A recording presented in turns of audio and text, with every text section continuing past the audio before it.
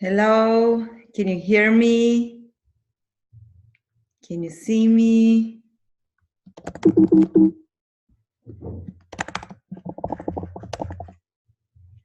Just trying to check if everything is working well.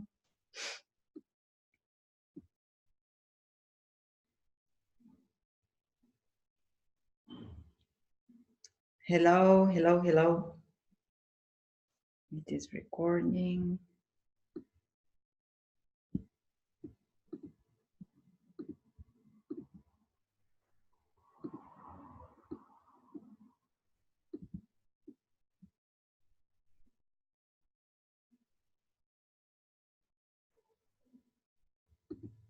Hello.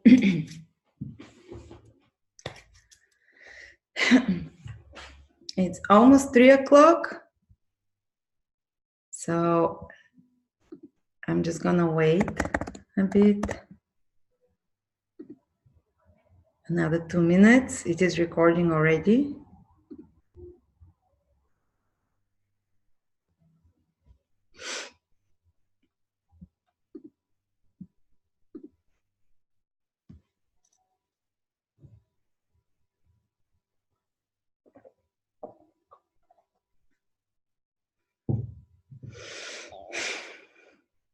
And I guess very soon we're gonna start.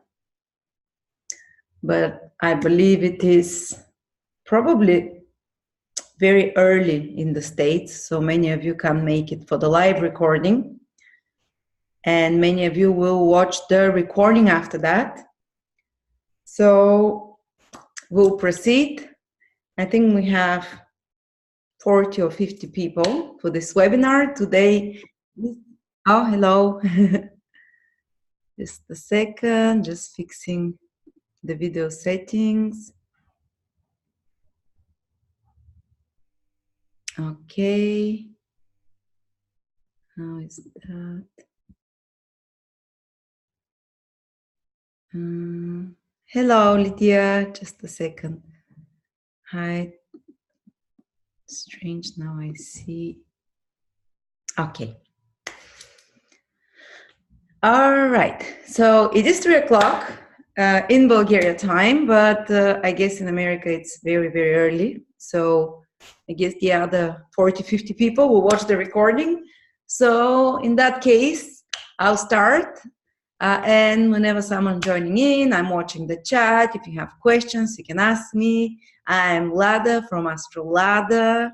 Hopefully you know me already. And this webinar is a 2-day webinar. First day is with me on the theoretical part on the love languages of the 12 signs. And tomorrow it will be Natalia, who is a sexologist and psychologist. She will share with you her perspective with working with over 20,000 people, women predominantly, but also many men. And she's also in astrology, so she's observed how the sun signs work. But I, in particular, want to focus not just on the sun sign. Even if you don't know anything about astrology, I would like you to check, first of all, a few positions in your horoscope and listen for all of them. Because we're not just our sun sign. Actually, in ancient astrology, the sun sign was considered to be the father or the husband, not even you in a female horoscope. Nowadays, we as women incorporate also our sun sign because we're living into our masculine side as well. We have careers, we go out into the world, we initiate, we're independent. So we manifest, the sun represents a big part of our personality. But also we have the moon. For women, the moon is such a big part, even bigger part of the sun sign. What she needs in particular. The moon is our emotional needs. Not so much what we want, but what we need to feel happy.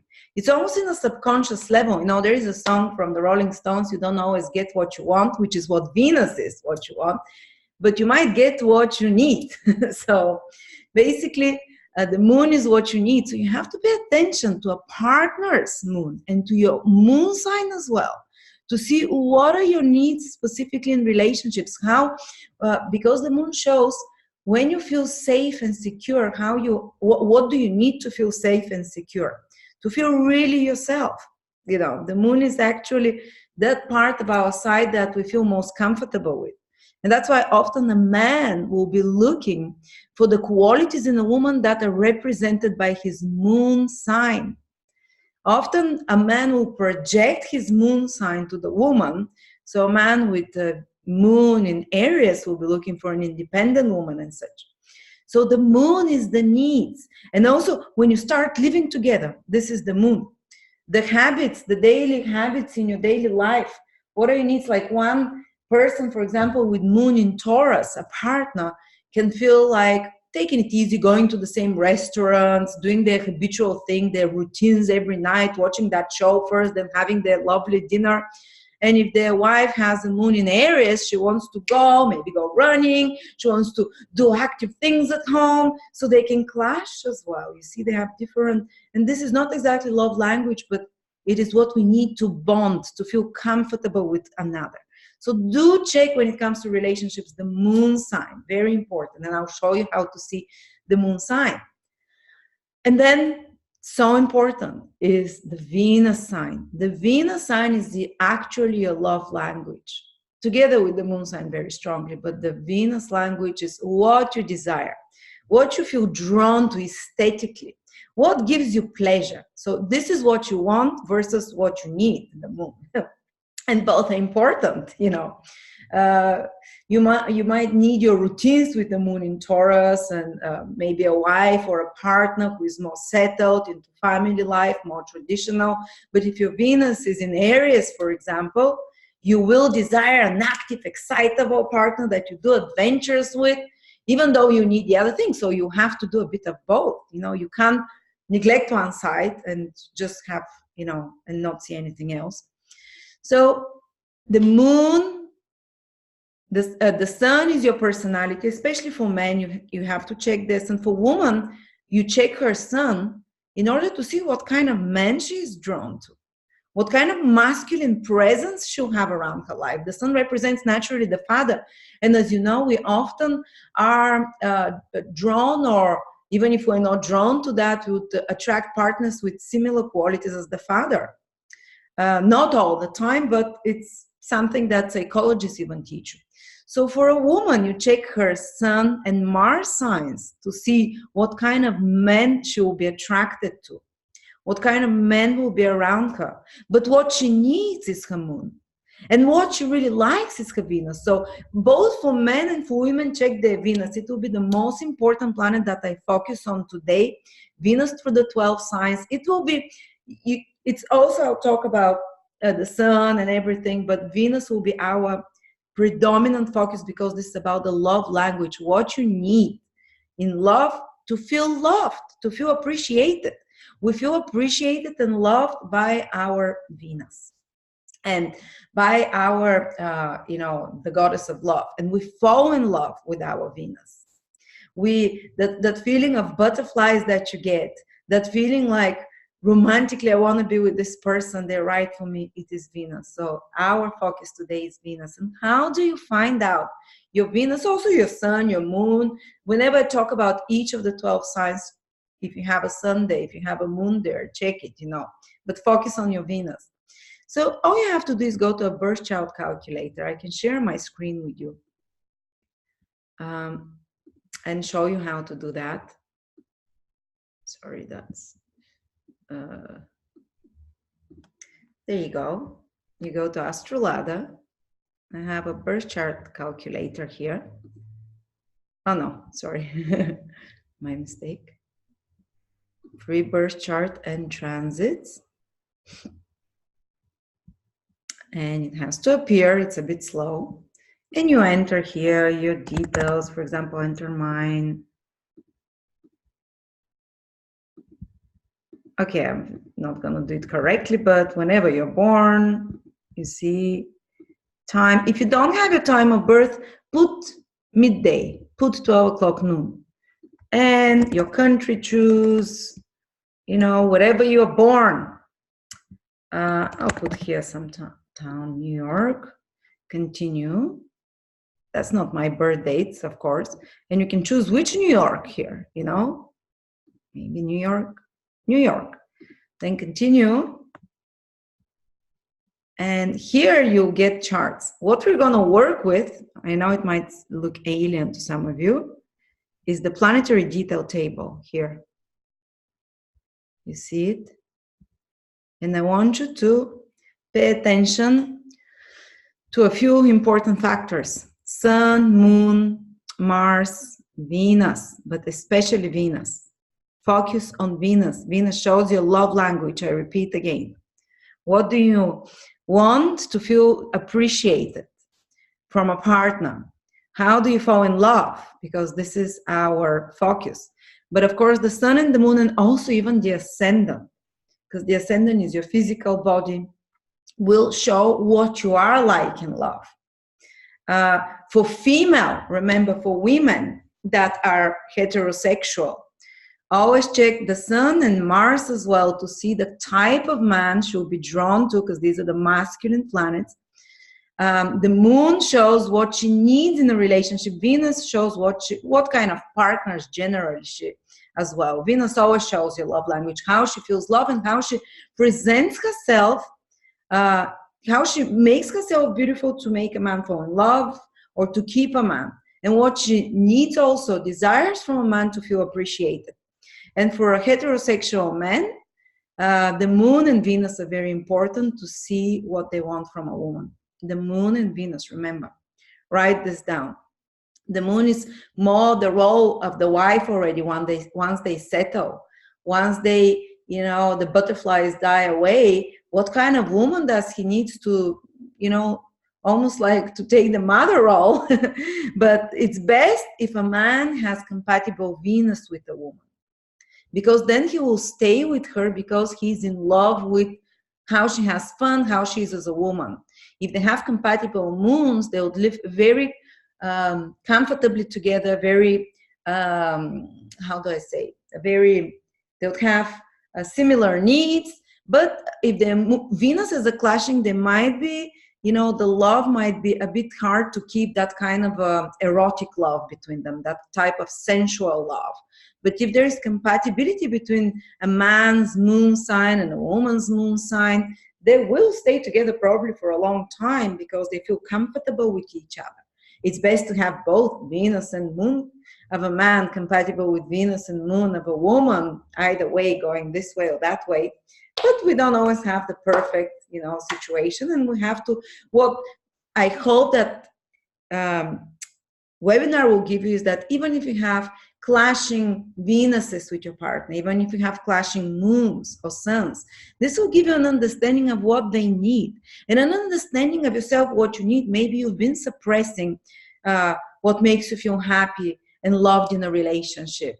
And once you're more clear about it, when I kind of, it helps when someone tells it to you, and then you're like, yes, exactly, I need that. And then you can state it to your partner. You can ask your partner to do for you more such things. And that will lead to more harmonious relationships, because we learn astrology not so we can predict the future only. We learn astrology to learn to know ourselves better, to learn to know others better, to accept them, to forgive them. And of course, when you know yourself better, you know what you want better and how to act consciously. All right. So I hope you write down your ascendant, even your sun, moon. For women, especially Mars is important for them to see what kind of masculine energy they like. But Venus is the most important for everyone involved. All right, I'm stopping sharing. And I'm going to start with the signs. I hope it was clear. If you have any questions, ask me. If you're not live here, you can send me an email after that. I check my emails once every 2 days. My administrator will make sure that I check your email so I can answer your questions. If you need a bit more guidance, if you have a few questions, always they're available for you if you've taken this course. Okay, so starting with Aries. Aries is the first sign of the zodiac. And especially when it comes to relationship, Aries, as we all know, might be a bit selfish because this is the baby of the zodiac. This is like me. They involved with themselves. They focus on themselves. As you know, I'm an Aries, and in my webinars, I often talk about myself. So if you get fed up with that, remind me. And especially in less spiritual people that maybe younger, that haven't had more difficulties in life, that are a bit less mature and haven't suffered, you can notice in Aries, strong Aries in the horoscope, sun, moon, and especially Venus, kind of that they a bit forget about the other partner. And you should be okay with that. If you fall in love with an Aries, if they're a good person and they love you back, this is what they are. They're this little kid, this newborn that it's like just takes care of it's itself. So I can give you an example. I love my husband to bit, but I'll go to the fridge and I'll just take one beer for myself. And my partner sits and stares at me and is like, is that real? Or I'll go to the shop and I'll get just one packet of crisps for me. And I'm like, oh, and I always forget. So forgive Aries for that if they do it. And they're a bit in their head. Aries rules the head. So even in relationships, they're a bit in their own ideas. They're thinking about new ideas all the time. And they kind of forget about what's happening around them. So it is typical. But Aries, when it comes, especially Aries Venus, when it comes to falling in love, they can fall in love very fast because Aries is a fast sign. They see and they like. And that's how it's always, you can know someone 2-3 days, but usually if an Aries, sun, moon, but especially Venus, again, focus on Venus, an Aries Venus man, an Aries Venus woman, if you go on a date with them, and if they don't like you by the second date, it's a tough chance that after that, something suddenly, maybe after 10 months of friendship, they'll suddenly fall in love. This is very rare for them.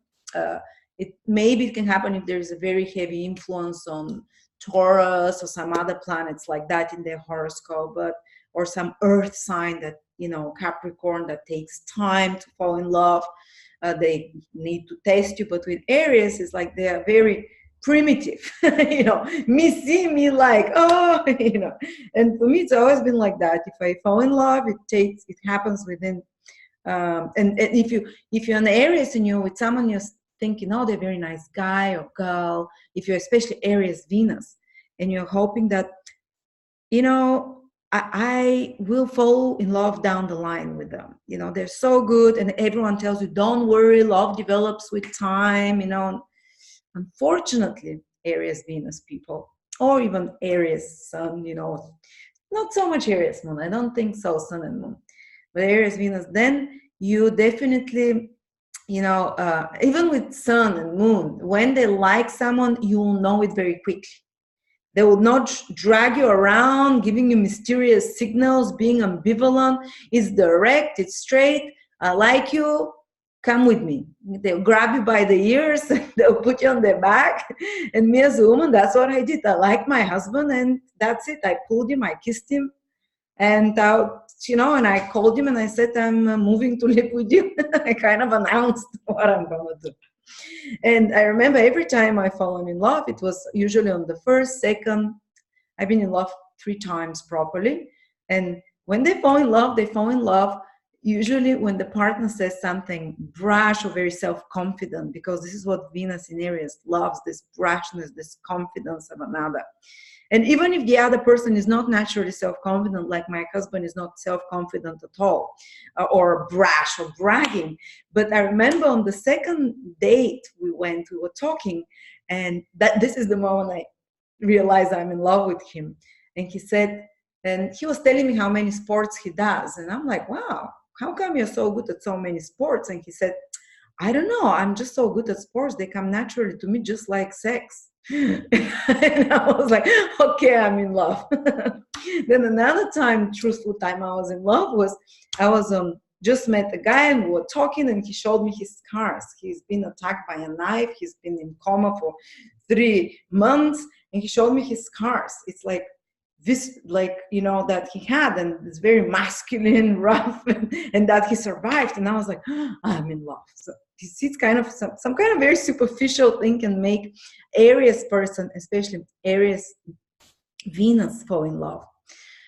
So it is, but it is, as I said, there is this Venus in Western astrology. It is weak in Aries, because it's not about the partner, it's about me. It's not about our desires, it's about, let's do this, you say what they do.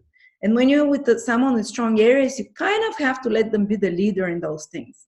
But, you know, also they'll be very bored if you have to do the same thing every night, or if you have to do always the same thing, and if the partner doesn't ever initiate. Because they like those qualities of initiation. They have them, initiative, they have them. But if they are always the ones that do it, they'll kind of, Venus in Aries respects the winner, the hunter, the inventor, the one that comes up with ideas. And if you have Venus in Aries, you allow yourself to let your partner take decisions as well, even if you're getting impatient sometimes, you know. But you need, if you have a partner with Venus in Aries or strong Aries, excite them, do something new with them. Because what kills Aries is routine. What kills Aries is the sameness of everyday life. They're explorers, they're pioneers, they want to do something new. It doesn't have to be every day you go and do something new. It's impossible.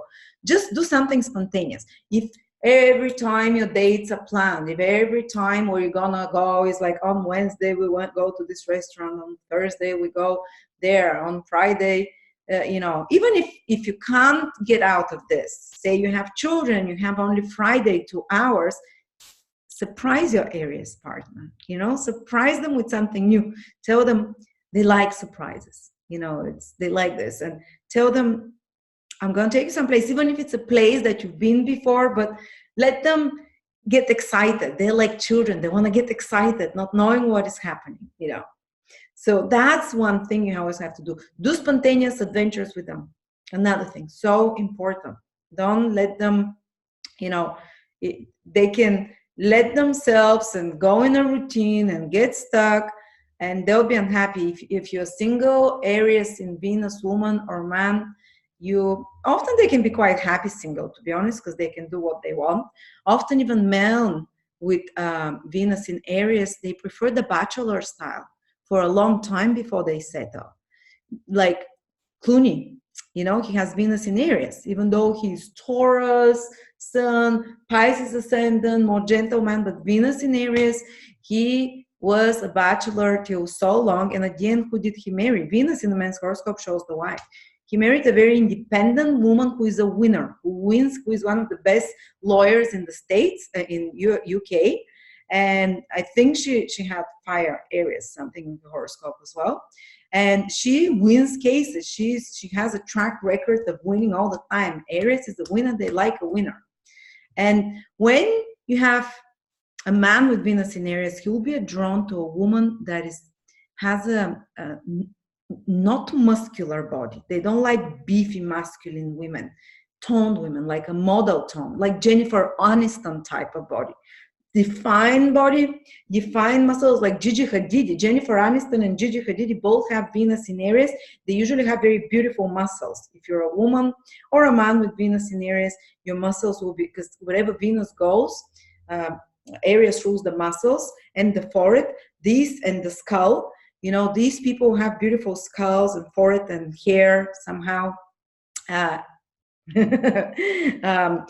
men with Venus in Aries will be drawn to that. They'll be drawn to the face of a woman, to the body. The whole overall body is Aries, the muscular toning of the body. So if you want, and they're a bit superficial sign, I'm sorry to say that, I'm Venus in Aries, so they'll be attracted. It's like, if you want to keep the aesthetic preference for you, you have to keep a toned body.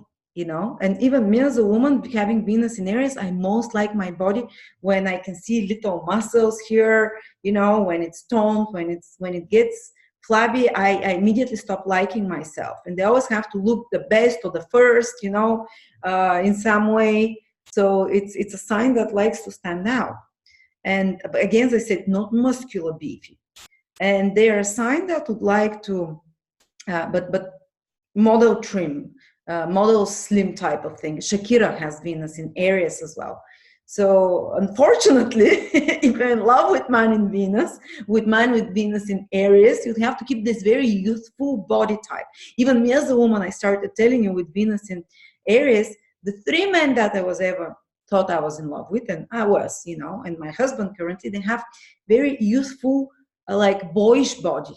Not big, beefy, but well-defined muscles and slim. This is what Aries preference, like sinewy, Jackie Chan type or something like that, you know, like slim but beautiful muscles and stuff. So this is something that and Aries gets turned on very quickly. Aries, Venus, especially, especially visually, by looking at the body, by looking specifically at the sex organs. Again, as I said, they're quite primitive.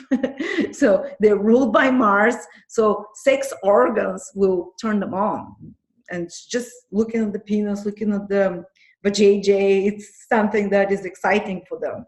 So if you're having sex with a man or a woman with Venus in Aries and they want to look at the action, you know, don't get turned off and just accept them. This is their makeup. This is how they're made. There is another thing as well that's very important. Each sign has sign that they have a little aversion towards. And I'm just going to bring my wheel. I want to show you how I see this.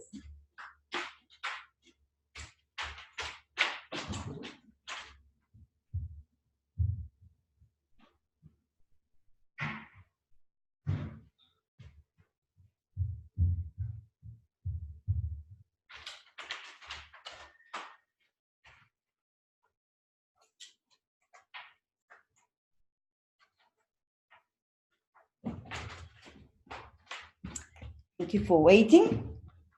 So here is the wheel of the zodiac. And according to ancient Vedic astrology, and I've researched that, it's very correct. The 6th sign from your sign of Venus or Sun or Moon is something that you don't really like. It's something that you don't see, first of all. They don't make an aspect. So look for Aries. The 6th sign is 1, 2, 3, 4, 5, 6 is Virgo. And I'm not saying that Aries will not like Virgo people. Virgo Sun or Ascendant, not at all. I'm just talking that the qualities of Virgo is something that they're not into it. They're not into that can bore them, that can annoy them in some way, but often they can attract such a partner because they have to work on something, you know. But the sign for Aries, the sign that it has kind of you see, there's no aspect, nothing. So they don't see each other. They don't understand each other. They're different element. One is fire, one is earth. They're different modality, cardinal and mutable. There is nothing going on there to connect them. And the 6th sign is known as the sign of anything, as the sign of enmity, to have an animosity towards something, or maybe to dislike. It's very hard to say, but to dislike. So for Aries, what they dislike is criticism. What they dislike is even a relationship, they start arguing too much, because Virgo is the sign of Virgos don't want to fight and something like that. And you'll probably be surprised because you think that Aries is the sign that likes to fight because of Mars. But actually, when it comes down to bickering and nagging, which is and criticism, which is the Virgo thing, the negative side of Virgo. When it comes to bickering, nagging, criticism, and especially if a partner is constantly doing it, then Venus in Aries or Sun in Aries, or Moon in Aries person, what do? They find another partner. They run. They leave. Aries does not have staying power. It's a cardinal sign. Cardinal means cardinally change direction. When something is not working, they're going to find something new. So that's again why Venus in Aries is not the strongest position for long-lasting relationships, because when the bickering starts happening, when bickering about cleanliness, I remember one of the biggest peeves I had with my ex-husband, who had strong Virgo, was that he always was nagging, I wanted to be organized, and that was never any of my priorities, you know. And we were bickering for that, and that's really undermined the love in me. And I know it is superficial, but it is what it is. Something can start eroding your love. So one thing to do, to be careful with Aries, is not to do bickering, nagging, criticism, trying to perfect them, to make them perfect in some way, because they run away. And they are not fans of big fights. Very fast fight on the moment, they can scream, they can say no, something like that, yes. But if it becomes a constant everyday life of passive aggressive criticism, or arguments of some sort, this is the thing that they're averted to, and this is the thing they will run away from. And when it comes to sex, Aries is spontaneous. They don't have a consistent sexual energy. You might have heard Aries is very sexual sign. Yes, Mars in Aries. If you see Mars in Aries men, they have strong libido, but also Sun in Aries, Venus in Aries, they look very sexual. They're very sexy. They dress sexually provocative, but they don't have consistent sexual energy. It comes in spurts. So, for example, you might be home and you're next to them and you're kind of hoping sex will happen, but nothing's happening. And you go out and you're riding bicycles, and suddenly your husband, who has Venus in Aries or is strong Aries, he decides that he wants to have sex with you now. The sex impulse comes suddenly on the moment, takes them over, and they're like, okay, now.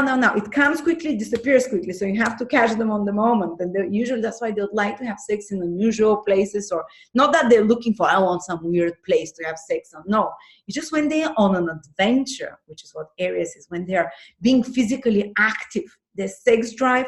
If you have Aries and you don't have sex drive, it's because you're not moving. I can tell you that I'm Aries. Every time I start moving and being physically active or doing sports of some sort or just going for a walk, the sex drive comes back. And usually then on the spot, in the moment, I want someone. Now, your partner can, if you have Venus in Aries or strong Aries, your partner can do something, you find it sexy and me want now, immediate gratification. And because of that, they sometimes can have problems because they want immediate pleasures with drinking and drugs, because it gives very quick pleasures as well. That's something to be careful about there with Aries. Sorry. Another thing for Aries, to seduce Aries, wear bright colors. Put a red lipstick. Or if you're an Aries woman or have Aries Venus, always have some bright red or bright color. Usually, the reds and even black sometimes. That is the epitome of sexy. This is the color that turns them on, that makes them excited. I remember the first date ever I went with my husband on. I saw him from a mile. He was wearing a bright red top, and I was like, and that's the date I fell in love on. So it is true. That's why red is the color of sex, and an Aries definitely it enhances. For Aries, Venus in particular, it enhances their beauty and makes them stand out. Also wear accessories. If your Venus in Aries, have stronger Aries, or if you're going on a date with someone Venus in Aries, because it, especially accessories on the head or around the head, because Aries rules the head. So for example, glasses. For Aries, Venus or something, glasses can look very sexy. Like Jennifer Aniston, it was her hair that everyone was obsessed with. Or maybe, I don't know, don't decorate yourself like Christmas tree. No. Maybe a little hat or something that puts attention, some accessories that is not over the top, because Aries is a simple sign. It's not decorations, flowers, here, laces in your hair. Just maybe put something very simple. Put a bright red flower in your head, to put like a bandana, a bandana, or like a little hat or sunglasses. This is something that they are that they find sexy, and that if you have Aries, especially Aries Venus, it will make you stand out. Just a second. All right, so they also are competitive, and they prefer partners that are competitive, that are active, that are physically active, that they can go on adventures with. I think we said all of those things. Let me see my independent. Yes, I remember one thing. We were at the party, and this guy, I checked his horoscope, had Venus in Aries. And I asked him, and he started talking about another girl, and he said, "Oh, I adore this woman." And I was like, "Why?" Because she's so independent. So men with Venus in Aries, they love independent women. They love strong women, women that are a winner, that is first at something, that wins competitions. And also if you're a woman with Venus in Aries and you go on a date and your partner passes by like a basketball court and scores, and you'll be like, I want him. Or something that he shows like some physical prowess, some physical like winning, or if your partner is like a competitive businessman that is like kind of like in a more competitive cutthroat environment, this can turn you on. Someone who wins, or who likes hunting, who likes fishing, kind of macho man, not weakling men of any sorts. That's why I told you when my husband said, "Oh, I'm so good at sports and not sex," I was like, "Oh, okay." And I stayed in love though. They are, let me see. So yes, self-promotion, innovation is what they like. The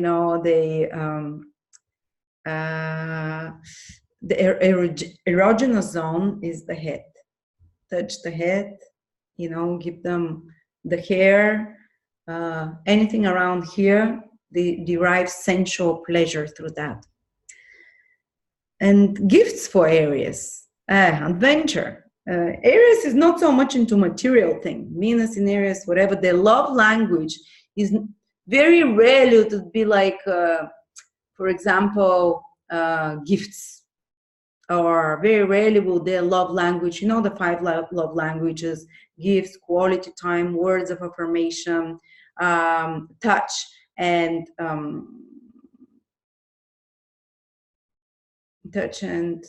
favors, making favors, doing something for another person.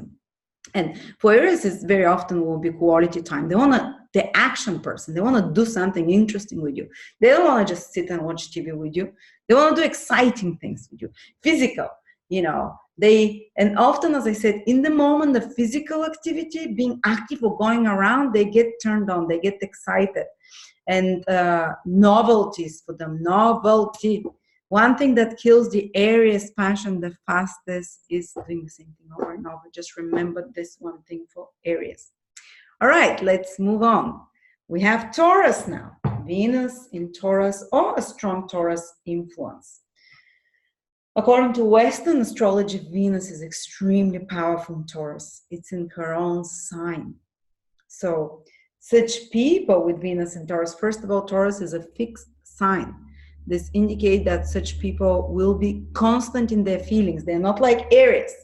When it gets too hard, and Aries like the chase, coming back to Aries. They like the chase, but if it gets too hard, again, they like little challenges constantly. But not if it's like a big drama and stuff. Oh no, they don't have time for that.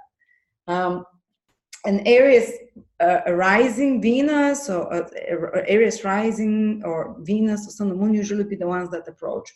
Venus in Taurus, they're magnetic creatures. They attract their partner. It's a passive sign, Taurus, so it just sits and exudes beauty and magnetism and attracts the partner. Usually if you have Venus in Taurus, you wait for the partner. Usually they come to you rather than you chase them. And even a man with Venus in Taurus, unless he has a strong Aries sun or whatever, then he will chase you.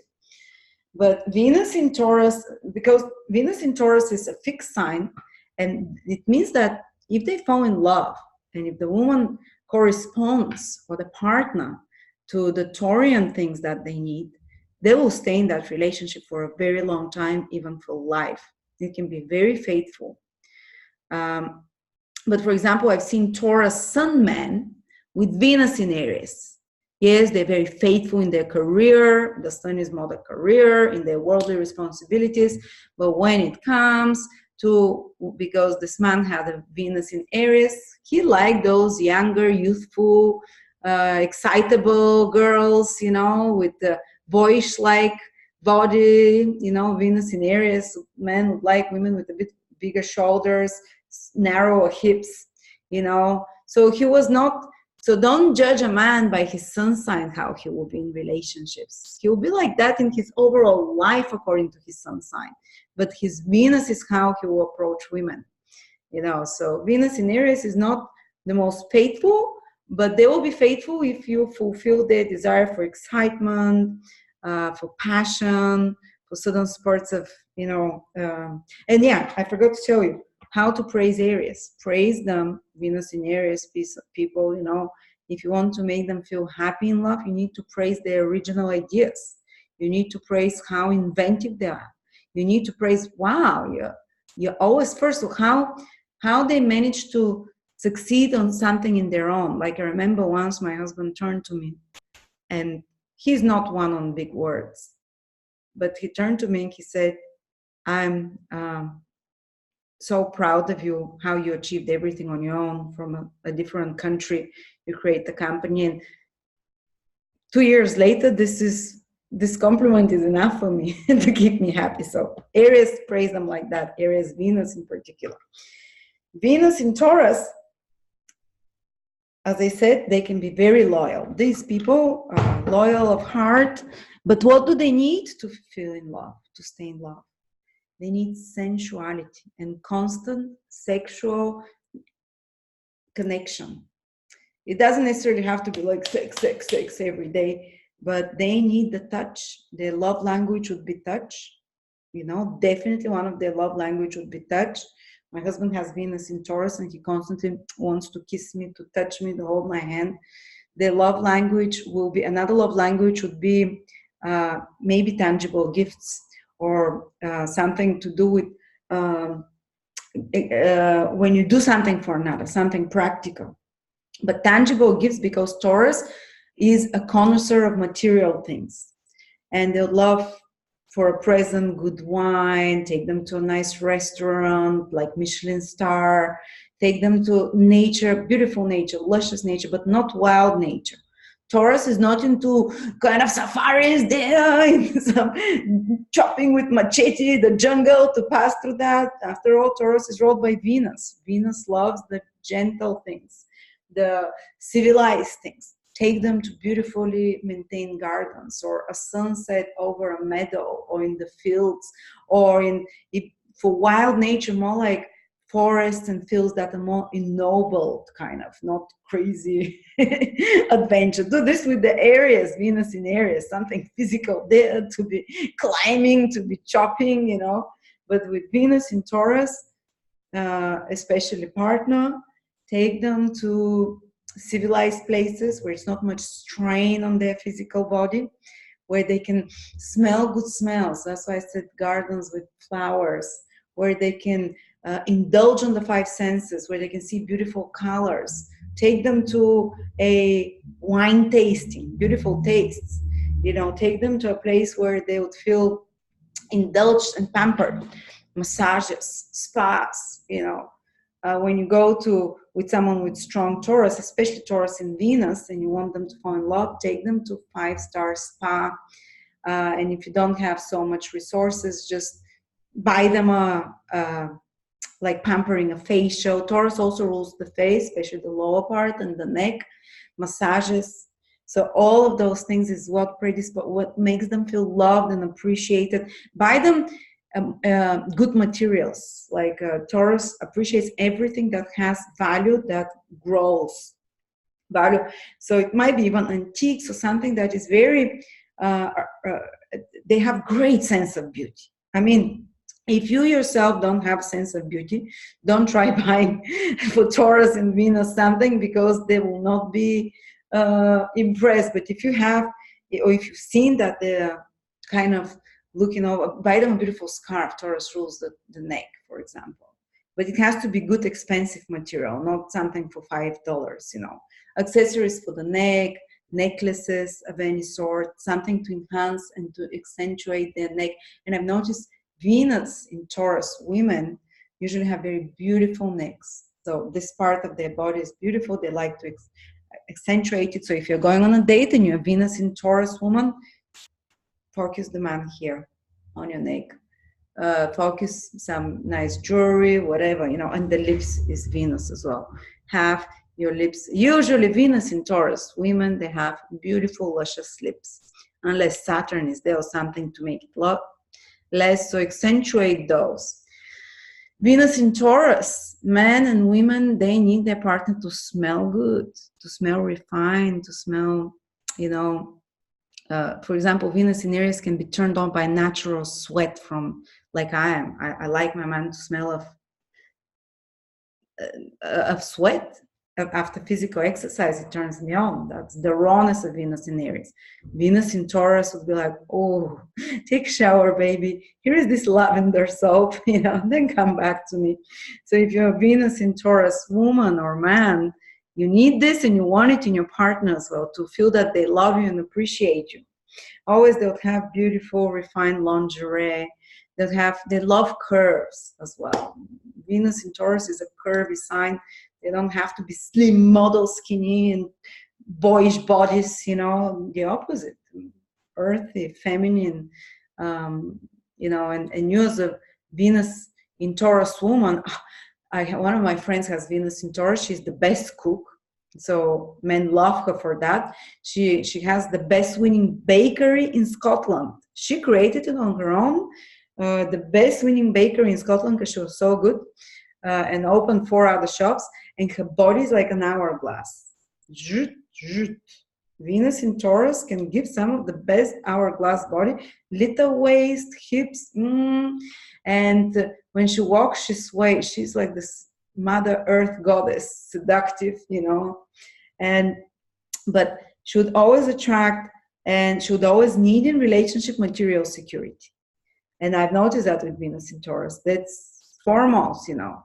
She would need to have, or a man, material security. A man would be looking for a woman who is good with money. She doesn't necessarily need to have money, but she needs to be able to you know, to know how to invest it, or not to just spend it randomly, or just to be good with money. And especially if she's well off, man in Taurus, Venus will love that, you know, that she can support them, that they can together create material resources.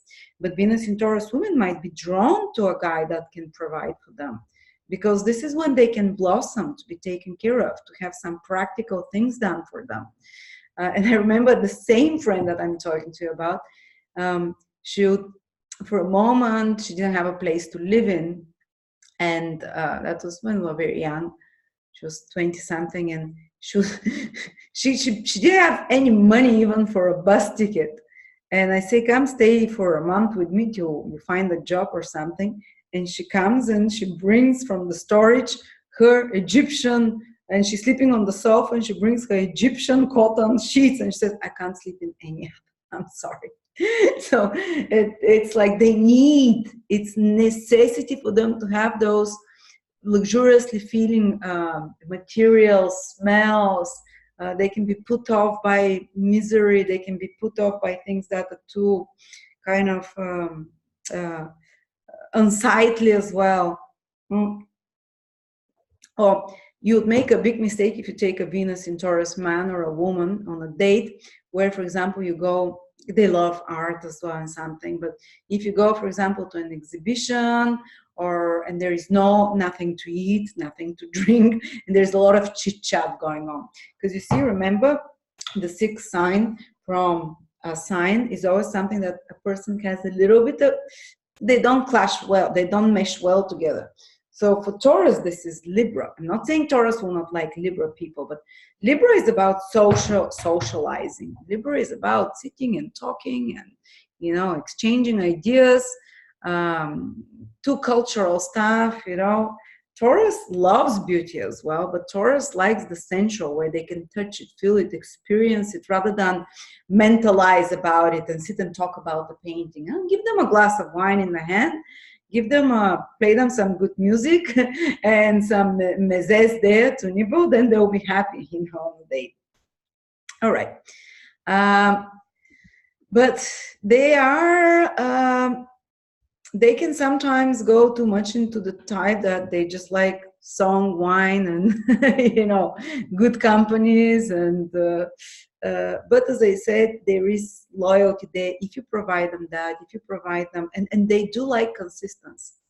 They do like, they're totally fine to have what they want to have fun and pleasure with a partner, to go at the same places, their favorite places, to do it over and over, to have their routines. You know, my husband has Taurus Venus, and he's so much into his routines. And yeah, that's why we clash sometimes, because I want things spontaneously, and it takes. And Venus in Taurus, how do they fall in love? Over time. They're not going to fall in love suddenly. You know, they take some time to start, you know, because it's slower sign, just like a bull. And once they start feeling, though, they're there for the long run. And they will feel in love, and they can start feeling in love if they feel material security, if they feel a partner who can appreciate the five senses. So how do you praise them? They need to hear, wow, you have amazing taste in clothes, you have amazing face, you have beautiful face, you know, you have great curves, or you're a very good cook, you know, you have exquisite taste buds, you have exquisite taste in food or in wine or in all of those things. They need, or you can praise them about their amazing consistency and reliability, and how good they are with, how they're so good with assessing the beauty and the value of something. You know, you have to appreciate that for them, and they kind of, how well they can preserve things, how well they can take care and store things, you know. So that's something. And I had another friend, a male friend with Venus in Taurus, and his favorite thing to do, and he was really bonding with this, when they were making preserves at the end of the summer with his girlfriend. And he said, oh, I feel so happy then. This is my favorite time of the year. They, you know, jams and stuff like that. And for the winter, because they have a big garden. And he always felt like this was the most romantic time for him. So yeah, this is Venus in Taurus. If you have any questions, let me know. And we continue with, and Taurus overall, you know. We continue with Gemini. Now, Gemini is a mutable sign, and it's an air sign.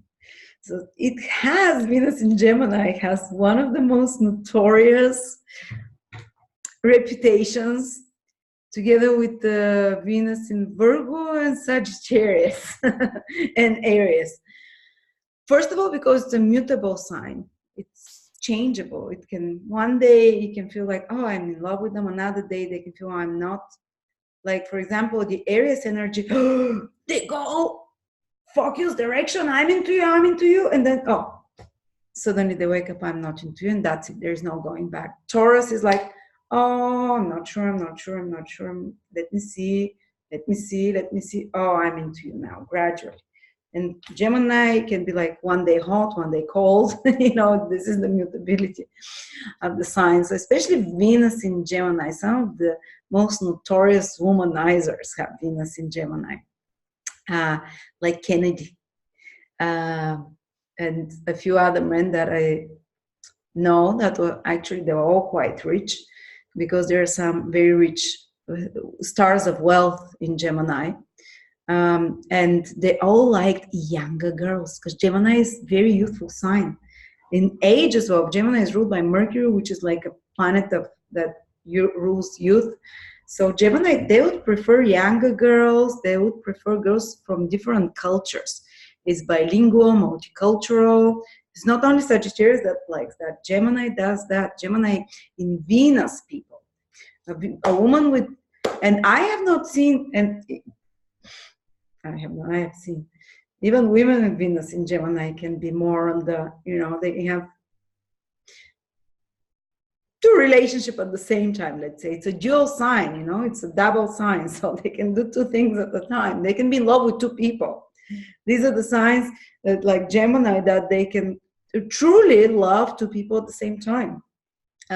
And what do they need to feel very in love? They need, for a woman and for a man, they need diversity, first of all. So if they can't get it from the same partner, they'll find a different partner.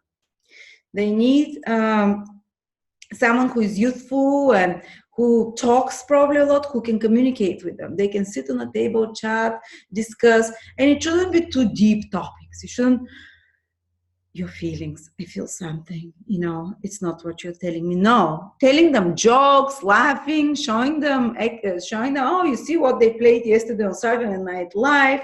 One of my best friends has Venus in Gemini. I love being with her. They're one of the wittiest people. They're so entertaining. And she basically started to flirt with everyone and she has lovers consistently for the last 20 years of her marriage. She consistently had a lover, always younger than her, or always very witty, funny guys. And that's the same for men with Venus in Gemini.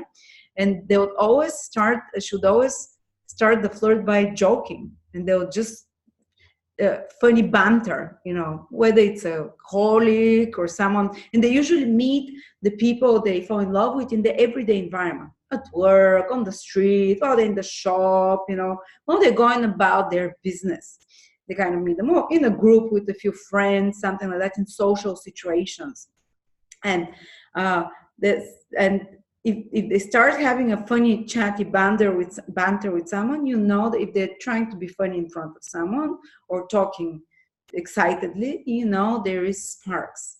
So, and these people are so interesting to be with. They are fun, they are excitable, they like adventure. You can take them around. They would love to travel. When they're in love or to fall in love, take them around. It doesn't necessarily have to be like take them with backpacks for a year around the world. they would be okay with that. They would really love it as well. But you can take them for a day here, for a day there, quick getaways. They love different cultures, different languages. As I said, oftentimes they're bilingual when they have a strong Gemini. Oftentimes they would like foreign women, bilingual women, very witty, clever women as well that they can talk with, or men, if you're Venus in Gemini man. And how can you keep their interest long? Be informed about what's happening in the world, about the latest shows, about magazines, it's not some deep, profound knowledge. Yes, you can involve that from time to time, but it's not a very deep sign, Gemini. Don't start talking to them about philosophy all the time and stuff like that, or religion and spirituality. You can mix a lot of different topics, jump around different topics. They'll love it. And you need that. Say you have Venus in Gemini and your partner is always talking about the same thing. That will drive you crazy. That's why they love to travel, because usually traveling, moving around brings different ideas, different topics of communication. They would also love to, presents that you can get for them is, the love language is, first of all, words. They want to talk with you. And the other love language is very much quality time, I think, basically to be involved, to be sitting there, to be sharing ideas, to be laughing together. And they're drawn, if it's a man with Venus in Gemini, he'll be drawn, as I said, to youthful looking women, to colors that the emerald green or crystalline color, like crystal kind of clearness, bright type of things, and youthful fashion as well. And they're attracted to the shoulders of a woman. Even a woman with Venus in Gemini, she might be attracted to beautiful shoulders of a man, the arms, often the nails. They'll pay attention to your nails, the fingers, the hands, or they'll be attracted to a woman that is expressive with her hands, or a woman with Venus in Gemini or strong Gemini. She'll be like that, and she'll like possibly men that are, and they like clever, intelligent women that are well informed, that read, that, if you just sit there and say cheers all night and listen to music, you can do this with Venus in Taurus person. With Venus in Gemini, they'll be so bored. And if you're going out with Venus in Gemini, have a few things arranged for the night. Jump around a bit. I walk from here to there, this pub, that bar, this cinema, zoo, or whatever. A few tits and bits. They like that. Even when you sit in a restaurant with them, they get like a lot of small plates where you can share together. Gemini loves that. And by the way, the ancient symbol of Gemini is a man and a woman holding hands. So it's a very sexual sign, not physically, but it's mentally sexualized. It's all about connecting with the opposite sex. So that's why Gemini is known that they're curious till the end of their life into the opposite sex. Gemini, Venus in particular as well, especially to the younger ones or more youthful people. You know, they would even be ones that like short hair. A man with Venus in Gemini would like a girl with a boyish or a shorter hair, and women with Venus in Gemini might look very good with shorter trim as well. So that's, you know, and for presents, buy them book, a seminar, a course, take them on a trip somewhere. Anything like that stimulates the mind, that stimulates communication and interesting discussions. This is for them. And what is Venus? What is the Gemini aversion towards? The Gemini's aversion is towards the sixth sign from it. So someone with strong Gemini, Scorpio will be off.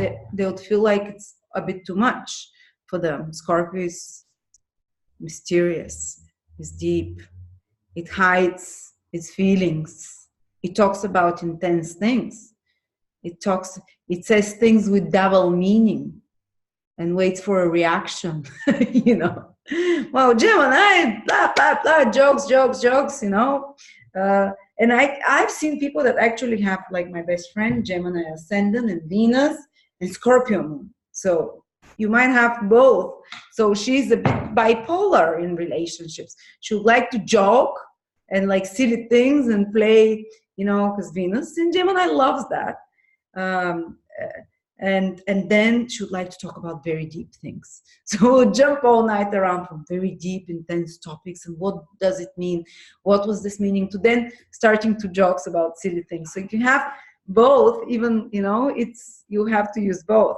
But usually if you go on a date with someone with Venus in Gemini, try not to talk about intense things. Try not to talk about dark things, about heavy things, about life after death, deep mysteries, so trying to be too mysterious, you know. They'll be like, wow, that's so boring. Okay, let me look for someone else, you know, something else. All right. Often they'll be attracted to a partner, and in a man's horoscope, Venus in Gemini indicates that his wife might be very likely kind of, as I said, youthful, might be in media, marketing, might be a very good salesperson, might be someone that is business person as well. Gemini is all those things, good communicator, trainer, someone who uses the mind a lot, marketing, advertising, I said all those things. And Venus, if it's Mars, Sun or Mars in Gemini, it's for the woman that she's attracted to men that is in such kind of careers, of course. All right, then we go to Cancer. Venus in Cancer or strong Cancer in the horoscope. Now we have here someone who falls in love because they feel safe, protected, and nurtured. This is not someone who will reveal their feelings very fast. As I said, as you know, Cancer has a shell. Cancer first wants to feel secure, that you're not gonna hurt it, its soft side, and then it's going to reveal its feelings to you. So they can sometimes even test you, observe you. They can be more tentative in the relationship. One step ahead, two steps back, like the crab. And you can feel like, oh, I'm there, it's happening. And then they're like, oh, you know, because they want to see your consistency. They want to see that you are there, that you're not going to hurt them. They want to see that you're have family values, you know, that you have kind of a traditional appreciation for traditional things as well. And they would often fall in love with more maternal types, because Cancer is the sign of the mother. Even a woman with the Venus in Cancer or Sun in Cancer, she might prefer men that are like a father, like a maternal protective figure that can nurture them, that can help them a lot. And another best friend, Venus in Cancer and Sun in Cancer she has. And she had 2-3 important relationships, and Cancer is the sign of home. So for her, it was the most important thing is to have a home. Not necessarily children and family yet, but a home. And she would make it clear from to her partners from the beginning that that was the most important thing to her.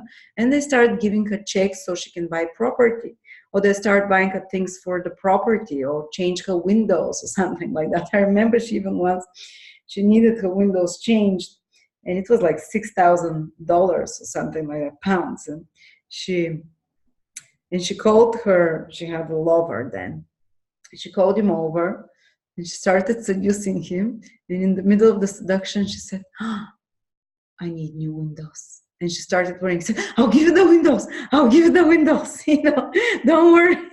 So she got her new windows. I'm not saying Venus in Cancer all like that, but this is such a priority for them. So they would often want a partner that can take care of them, that can protect them, that can secure for them a good family, a gated community somewhere, you know, to make them, if you're trying to seduce a Venus a woman with Venus in Cancer or strong Cancer, you need to give her this emotional security. That you need to give her the sense of a traditional environment, that the family traditions will be kept. You need to give her, they're almost like homebodies, those people. And you need to show them that you like spending time at home, you know, that you like a beautiful home around as well, that for you children are important, especially that you like babies, because Cancer is the children, the stage of mothering, the little babies till toddlers or till preschool type of thing. You show them that you're fascinated by babies, by children, and that it will relax them, it will make them feel more secure. Talk to them about creating a home. Talk to them about your vision of a beautiful home. And if you are the Cancer person, Venus in Cancer, you talk to that about this to your partner. They have to know what your priorities are. Because I had another friend with Venus in Cancer, and she never talked about her priorities to her partner. And I think he was Sagittarius or something, and he was this wealth guy, and he just wanted to travel, to go on adventures and stuff. And she said, oh, to go with the bikes and stuff. So she started going with the bikes with him or whatever. But all she longed for is that he wants to say, let's live together, let's make a home. And then 2-3 months down the line, she's been riding bikes around like crazy, and she's getting sadder and less happy. And the guy is like, well, fun, so.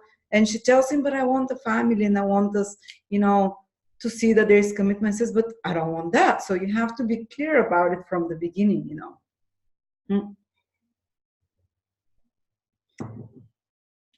Sorry. So they're one of the more cautious signs when it comes to relationships, who they open their heart to because of their sensitivity and ability to be heard. And they fall in love on a deep level with the soul of a person, and they'll nurture them and care for them. And I think their love language, one of them would be definitely quality time, because they like this. And it's not about sitting and talking with the partner. They can just sit and feel the partner. They can just feel and merge with the partner, and it's quality time is probably one of them, of the major love languages I've seen with Venus in Cancer people. The other I have seen is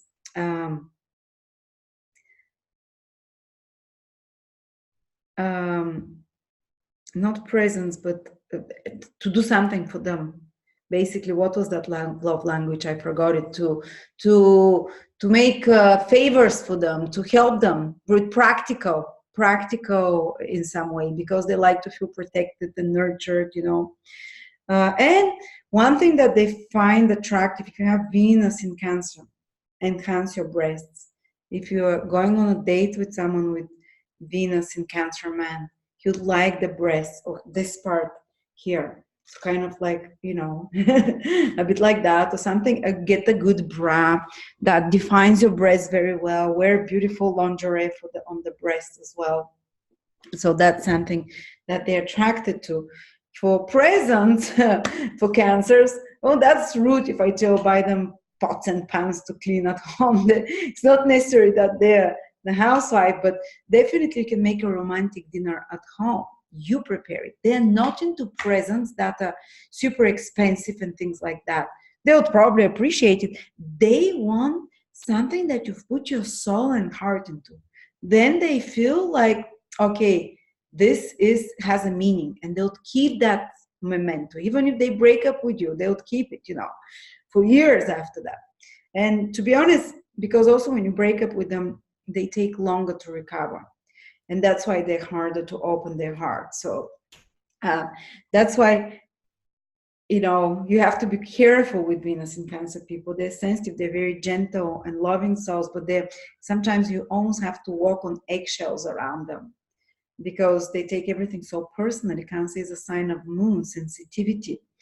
They might even have some sense sensitivity. I've seen a lot of people with Venus in Cancer that too loud noises, too loud smells, because of the Cancer influence from their Venus that rules the fifth senses, they can feel overwhelmed. And my husband's ex-wife had that. And she had sensitivities to noise and whatever, and that was one of the biggest issue in their relationship. If you love someone with Venus in Cancer, be aware that they can have those things. So you don't think that they're overplaying it. Don't think that they're pretending. It's actually they're prone to such sensitivities. And sensitivities in the stomach as well. But they derive sensual pleasure through the breasts. I remember a friend of mine with Venus in Cancer told me that by having her breast touched, she can orgasm without being touched anywhere else. They have sensitivity in the upper belly as well. So this is the area that they rule, that Cancer rules.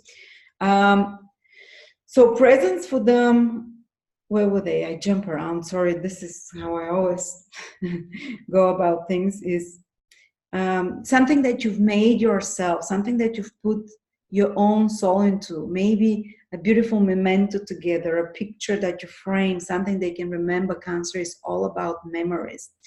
Or maybe a holiday by the water. They love water. Venus in Cancer, they fall in love by the water. They fall in love more with you. Take them on a boat trip. Take them by the sea. Take them by a waterfall.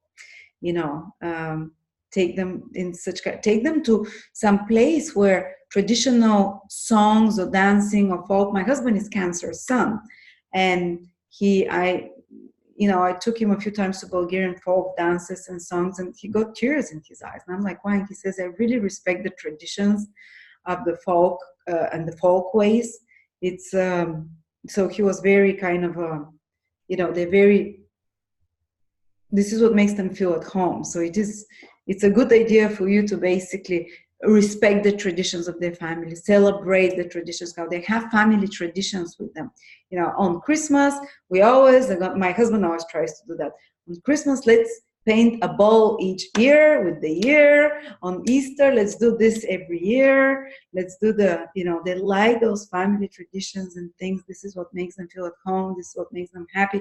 They like to gather big groups of family together. My husband always drags me around to family gatherings.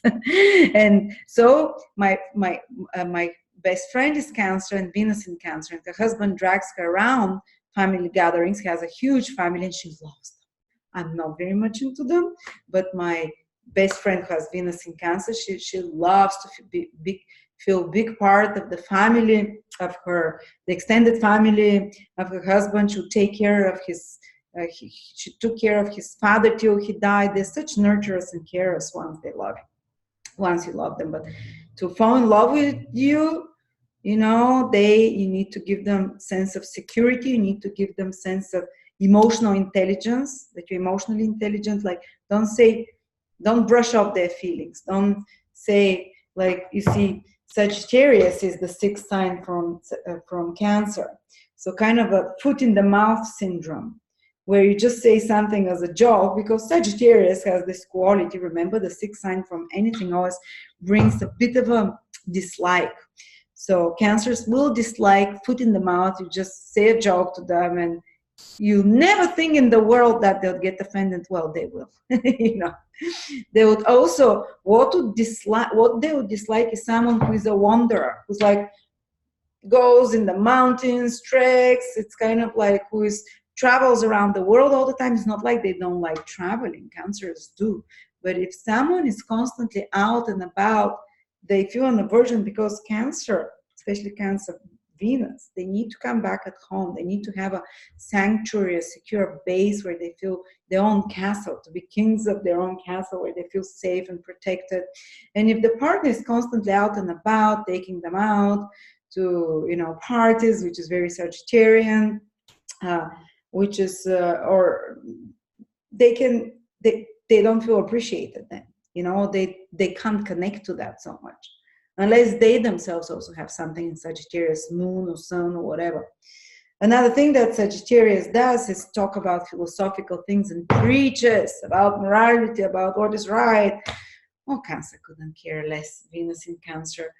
Say you have a man with Venus in or a woman Venus in Cancer and a man Venus in Sagittarius, and he wants to talk about high-minded things, about some ideology, about something spiritual, maybe even.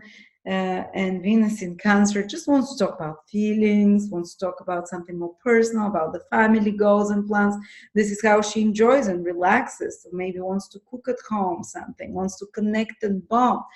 Well, that's when the clash comes and you don't understand each other's love language. What other way? If you want to make them feel good again, Venus in Cancer, compliment them on what a great family person they are. Allow them to have a relationship with their mother. The mother will be important for them. There will be a strong love connection, usually with good Venus in Cancer towards the mother, and for such a partner, it will be important that you get along with his or her mother. And their family will be always big press. You have to know that you live with the family there. Even if you don't live together, they will be always they will be more codependent relationships with the family, and they will be part of your life. And for example, someone who's Sagittarius or Aquarius, strong, they'll be like, oh, for God's sake, they Venus in Cancer, or strong Cancer, not so much strong Cancer, Sun, but Venus in Cancer, Moon in Cancer, they're into codependent relationships. These are the right relationships for them, not like Aries Venus that likes independent relationships. I'll do my own thing, you do your own thing. Or Gemini, they can be quite independent in relationships. No, in Cancer, it's codependency. We're going to do things together, we're like attached to the hip type of thing. It's like a mother and a baby. So yeah, but yeah, that's one of the things. They can be moody, they can be too sensitive, they can take things too personally, and because of that they can have problems in relationships. And because in Vedic astrology, Venus in Cancer is a weak position. It's great for mothering, but then such a person can mother their partner.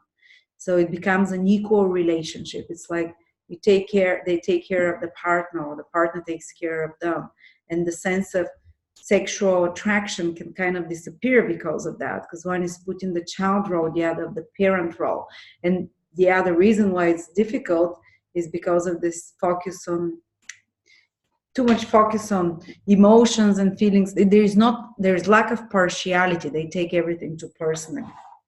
But again, they can be in relationship for a long time if you give them the sense of security, if you give them the sense of stability that they desire, the sense of emotional security most of all, and that they feel emotional connection with you. All right, we're going to take a little break, and I will come back in 4 minutes, and we're going to carry on with Venus in Leo.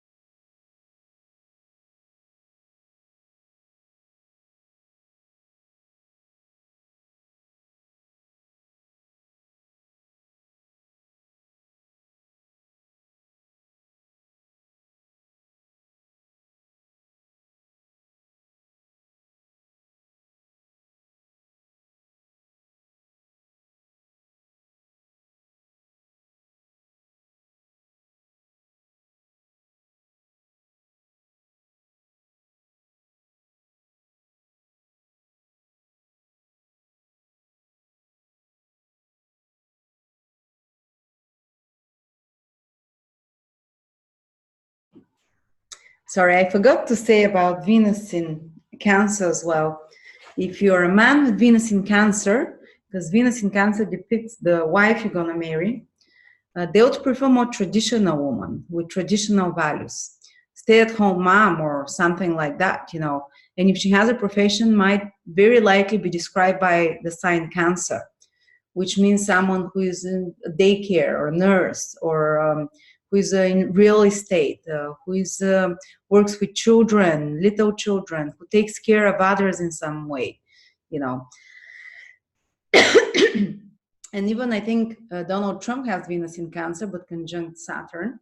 And he said about his previous marriages that they didn't work out because he said, unfortunately, all my wives were very great business women, and I prefer a more traditional type of woman who stays at home and takes care of the family. So I don't know if Melania is this type, but maybe she is more his type.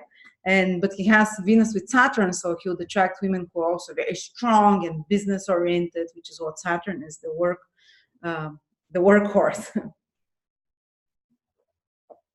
Okay, and of course, women with Sun in Cancer, with masculine planets in Cancer, they would often attract a male partner who is maybe who likes like gated houses, you know, who is maybe into some kind of guardian role, who might be has land or property, who is in a protective, nurturing, caring role as well, maternal roles. All right, now Leo. Venus in Leo or a strong Leo, of course, it's in ancient astrology. Let's start with the difficult side. Is considered not a very good position for Venus because Leo is the sign of me, and we're talking just Venus now, not about Sun or Moon or Mars. They all are good there, but with Venus in Leo is the sign of me, so they'll often attract a more selfish partner. And the thing is that in relationships, themselves who have Venus in Leo, they like to be the center of attention, but they'll attract a partner who is kind of a attention grabbing, and then two kings in the house, you know, and they'll often feel like left out, like that their partner is the star while they also want to be the star. But it can work out well if their partner is an actual celebrity of some sort, or if their partner is well known or admired in certain field. It doesn't have to be on a celebrity level worldwide, but it can be like, you know, the hottest colleague in the office, or the most popular one, or the best designer or something. It has to be the best, you know. The partner, man or a woman who has Venus in Leo, needs to have a partner that is the best at something, that shines at something. Often they would attract a partner who is even a performer, or if they're not performer, they would, you know, when they go out with friends or when they're talking together, they'll be like expressive, and people would notice them. They'll draw attention.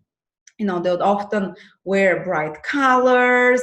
The colors of Leo are bright oranges, saffron colors, gold colors. They would like to decorate themselves with, you know, with jewelry and with glittery stuff, with bright, shiny things. So they're attracted. They're a bit like those birds that are attracted to shiny things. And the same Venus in Leo people, they're attracted to shiny people, to people that stand out. And my husband has Venus in Leo. And I didn't tell him the first day we met for 20 minutes. We were outside a bar having a smoke. And my husband, you know, I just told him my name. And he Googled me.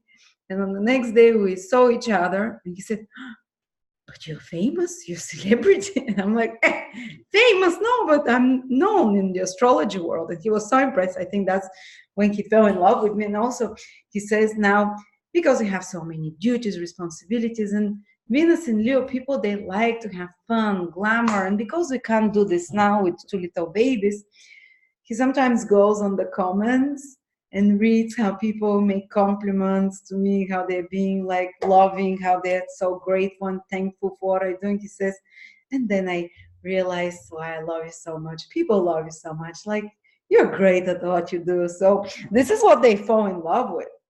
You know, they would often like a glamorous wife or glamorous partner. If you're Venus in Leo woman, you'd kind of dress for, dress to impress. That's the expression. They'll, with the bright colors, with sexy clothes, with big hair. They would be attracted to the hair, like the mane of the lion. Often, sometimes I would go and straighten my hair, and my husband, no, you have to have it like that, like big, like messy, or like at least to have volume to it. And it can work indeed well when indeed your partner is someone in the public eye, performer, politician that has a lot of focus on them, on their personality, that others, and then the partner can get their adoration from others, because it's kind of exhausting in a relationship to always adore someone, to give them compliments. Yes, at the beginning it's great, it's easy, you kind of Venus in Leo, they idealize the partner, but it's hard because you can't. When you start living together with someone, you see their non-human qualities, because Leo is the sign of God, ideal, something the greatest, something in the king. The king doesn't go to the toilet, but it's not true. Even the king or the queen, even they fart and burp, have those human things. Even they don't look glamorous at home. So sometimes they can lose their spark and excitement for the partner if they're stuck too much in very mundane life, without some glamour, without some excitement. And it doesn't have to be the wild excitement of areas, taking them through jungles and new adventures all the time. They need somewhere where they can go and show off, walk.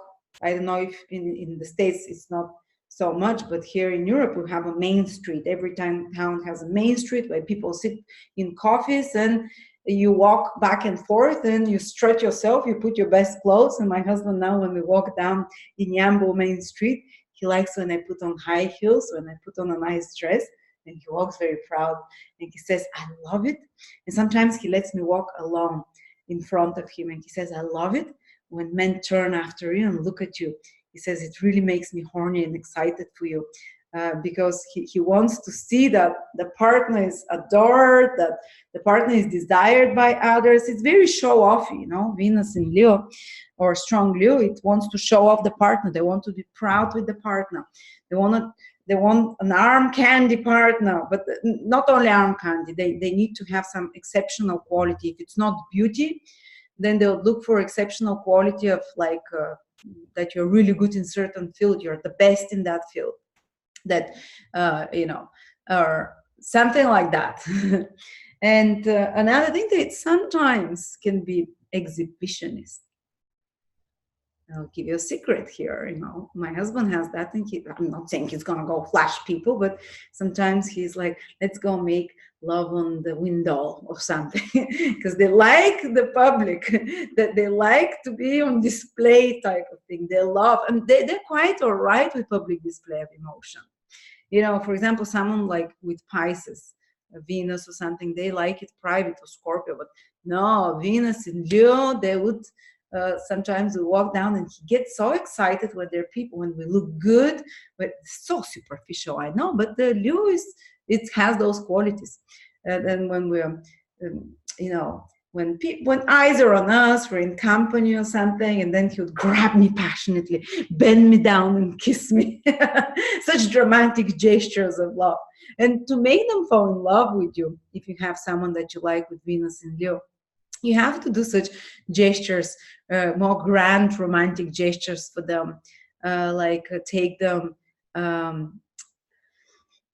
take them to, they're very much into the romantic, but in a glamorous way romantic, not camping in the woods. Leo likes the best, take them to fashion shows. Leo rules fashion, or Leo rules anywhere where celebrities goes, or there is glamour, or there is if you live in a small town where it's kind of a more glitzy place, pop up a bottle of bubbly, of champagne, just feeling like a king, like a queen. And what can turn them off a lot is stinginess.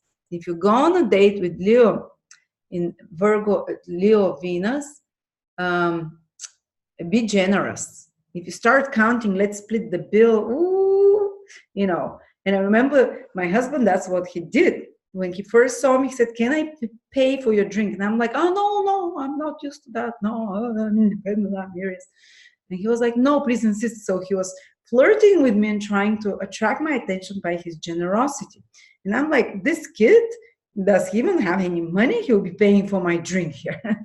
So it's a, but that's how they want to impress you. So he was very generous. He still is very generous. He makes me generous, glitzy presents. But again, it can be hard because of this self-centeredness and selfishness of the Leo energy. It can be the person themselves that are doing it, or their partner, but they're attracted to such partners, you know. And I remember there was one guy with Leo Venus. I tend to fall in love with Venus in Leo, man, because I have Venus in Aries. But at high school, and I really liked him for so long. And then he was never into me so much. He thought I was attractive or something. And then I became famous and well-to-do. And he found out, and he saw me in town. That was like, what, 12 years after we graduated, 15. And he said, I saw you've become famous. And I'm like, yes, not so much, but you know. And he was like, I'm so stupid not to appreciate you before. Do you want to go for a date? And I said, no, I'm getting married. So I'm not trying to tell again that they're so superficial, Venus and Leo. It's not at all. Like they can have some very deep qualities, but when it comes to what impresses them in a romantic relationship, these are the things. So if you want to entertain them, you need to be entertaining. You need to be kind of excitable, artistic, dramatic in expression, self-expressive. They're not into shy men with Venus in Leo, or women with Venus in Leo, or Mars in Leo. They like confident. They like a woman that will see them and wink at them and say, hey, you're so cute. That will make them a compliment. You know, no shy daisies there. And bright colors, as I said, even glittery can look good on them. And you can dress up like that when you're going on a date with them. Take them to theater, take them to a grand ball, take them to a, you know, something very entertaining, parties. They like to go out. They recharge and they feel kind of, and women with Venus in Leo, they feel when they get too stressed from life or whatever, they need to go out. They need to have fun. They need to laugh, to be entertained, to comedy shows and things like that, to places where they can show off. What they're attracted to is good posture, because Leo rules the backbone. And my husband always said, oh, I love that you walk straight. You know, at home I'm not, but when I'm outside, I walk straight. So, and I remember that guy that I really like with Venus in Leo, he would walk like that.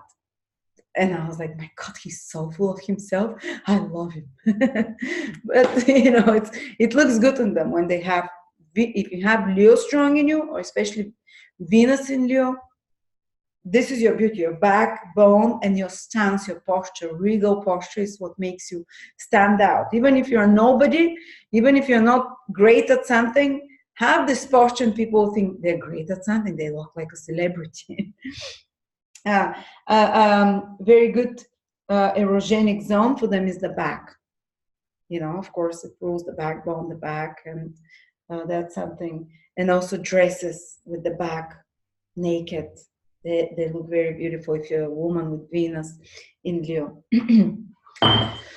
The aversion sign of Venus in Leo is Capricorn, the sixth sign.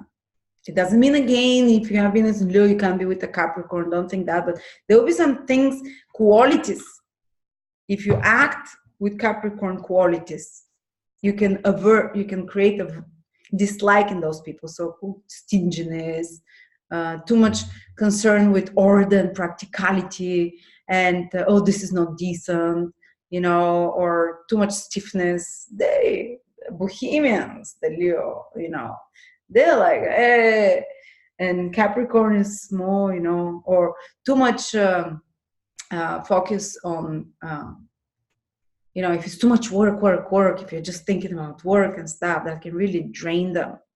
Or too much practical things and worldly responsibilities, because the Leo is the sign of fun, of glamour, of the royal court. What were they doing in the royal court? Gambling. Oh, they love gambling. Venus in Leo, take them to some place to gamble, Las Vegas, whatever, something with lots of bright lights, some spectacular musical over the top, with feathers and stuff. Take them on yachts and Monte Carlo, or show off. The Capricorn, the stinginess, what will people say, the public image, let's be more decent, bring down, we have to be respectable here. No, this is a turn off for them. And they would always want a partner who can bring to them also more light, who can bring more joy, confidence, who can bring more attention even to them, even though often they would attract a partner who hogs up all the attention. And presents for Leo in Venus, it's definitely glamorous holidays, beautiful fashion. They love fashion and stuff. My husband loved going last year to a glamorous Bulgaria Fashion Week. He felt in his, because we usually live in a small village in the States. We never dress up there. And we're okay, but I just saw how he blossomed. When we went to this glamour show, he just felt so into his own waters, All right. So then, and they're constant in their feelings. If you give them what they want, if you give them compliment, if you compliment them on what a good, what great taste they have in fashion, what great, how they're the best of something. If you just, it's any kind of compliments. If you tell them like, wow, you're, what a beautiful posture you have. What a great, Leo is a creative sign. What a great creative idea this is. You have very good, you're the king of your castle type of thing. Then they will feel very, they can be so happy with you. And also if you are this kind of a Leo bright person, you don't have to be Leo, but if you have those quality of enjoying life, having fun, but also regal presence at the same time. Okay, then we go to Virgo. In traditional astrology, it's known that Venus in Virgo, it's in a fall, which means it's quite weak there, or it can give some not so easy manifestations and expressions. So that's one of the harder positions of Venus in Virgo. Why is that? Because Venus is beauty and love, and Virgo is very analytical. So they would basically filter the love through the mind, and they would basically find it, especially when it comes to beauty, there would be, if it's a woman with Venus in Virgo, she'll be very critical towards her self-beauty. I can give you an example. Kim Kardashian, even her sister Kylie, not Kylie, the one that became billionaire, that became billionaire, she has also Venus in Virgo, and you can see how they're fixated on perfection in physical appearance and in their look. As a compensation, often Venus in Virgo women might get obsessed with having always perfect makeup, perfect hair, perfect body. Even when it's something natural as pregnancy, they won't feel comfortable being seen bigger or not in their perfect shape. So they might overcompensate sometimes by plastic surgeries, by operations, by lots of makeup, by always trying to look their perfect. But even when they look perfect inside, there is this feeling of, I'm not attractive enough. That's a very painful position for a woman. One of the most painful things for a woman is not to feel attractive, because they put the value of attractiveness externally. They think that through if I add something more to my skulls, if I do this, if I change my hair, if I do that, if I lose a few pounds, then I'll look more attractive, I'll feel more attractive. They have to learn that it's actually beauty is within. And men with Venus in Virgo, they often attract such women that are very self-critical towards themselves, that are always, that they might not feel lovable or attractive enough, and and often a wife that is trying to fix them somehow. You know, man with Venus in Virgo, he'll be consistently attracted to a woman that tries to fix him. And he would often, if his wife puts on weight, they can criticize, you've put a bit on weight, this is looking like this, maybe change a bit here. So there is a bit more disharmony and imbalance in the relationship of Venus in Virgo. they put, and even measuring love, you know, he has to do this and this and this, and then it means they love me. You know, they have a list of things that they feel it will mean they're being loved. But again, it's a very internal feeling rather than material and outside thing. So this is why, and sometimes men, like with Venus in Virgo, would often be attracted to women that work for them, or and women as well with Venus in Virgo will be attracted to someone that works for them. For example, they might be a manager and it might be an employee they have, someone in the company, or someone they work with in the company. They often can meet love with someone from work. They might be attracted to a nurse. My brother has Venus in Virgo, my little brother. And for him, it's manifesting well, but he's obsessed with physical appearance. That's one thing. Like, he measures how much solitude he carries, the little scales with him. He goes to the gym every day. He's obsessed with what he eats and stuff. And so is his girlfriend, so that's good. But he has Sun in Virgo, Venus in Virgo, Mercury in Virgo, it's like everything. And he is with a girl who is going to be a doctor. So that's a good manifestation. Someone who is a doctor you can marry, you're attracted to someone in the helping professions. It might be someone who is in a profession where, like litigation, Virgo is where there are conflicts and they have to be, someone is trying to resolve them. So often lawyer or someone that is in a conflictual situation of some sort, that might become, you might be drawn to. Someone who works with a social worker, someone who is helping the poor, the sick, the uneducated, someone who is helping those in needs, you know. And this is the best manifestation of Venus of Virgo, to attract such a partner. But sometimes it can manifest that you attract someone lower than you, less than you. So someone from a lower class, someone, and I'm not talking money-wise or whatever, but someone who is, for example, as I said, it can be an employer. For a man with Venus in Virgo, oftentimes they can have affairs with their secretaries. I've seen this quite consistently. And it is problematic because Venus in Virgo can indicate a divorce, can indicate or staying in a relationship when there is no longer harmony, but you stay there for practical reasons.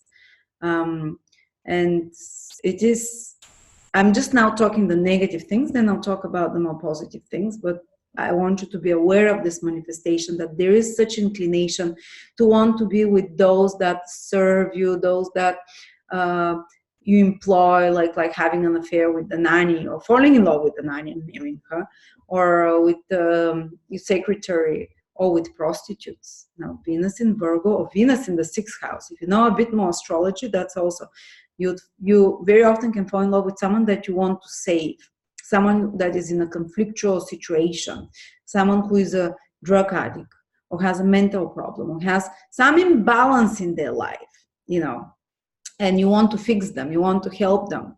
And you're a guy who would constantly fall in love with call girls, and he would try to help them. Well, he was married at the same time. And then they're also attracted to very young looking partners. You see, they kind of have either boyish or girlish, because Virgo is represented by a little girl, prepubescent girl. This is the symbol of Virgo. It's not a virgin that's not having sex, but is in her 20s. It's a girl before she becomes a teenager, 11, 12, something like that. And so they'll be attracted to girls that have not given birth before, or girls that or not girls, they can be women, but they look more girly, they look more virginal in a sense. And I even remember someone that he was 30 and his girlfriend was 16 when they started dating, you know, and he kind of, and he had Venus in Virgo, and he wanted her to stay at home and to clean and to have everything in order, because Venus in Virgo, they really want to have everything organized well. They feel good when things are arranged and well organized for them. So a man with Venus in Virgo will be drawn to a woman that is more, you know, that is quite intelligent. Virgo is very intelligent, that is often self-critical and wants to fix him or fix herself. Often she can be in some career or profession that is in the helping services. Often in the relationship can be kind of more criticism or more arguments that happen. Often you'll be drawn to a relationship or someone that they work with. Often they'll be drawn in a relationships that is connected to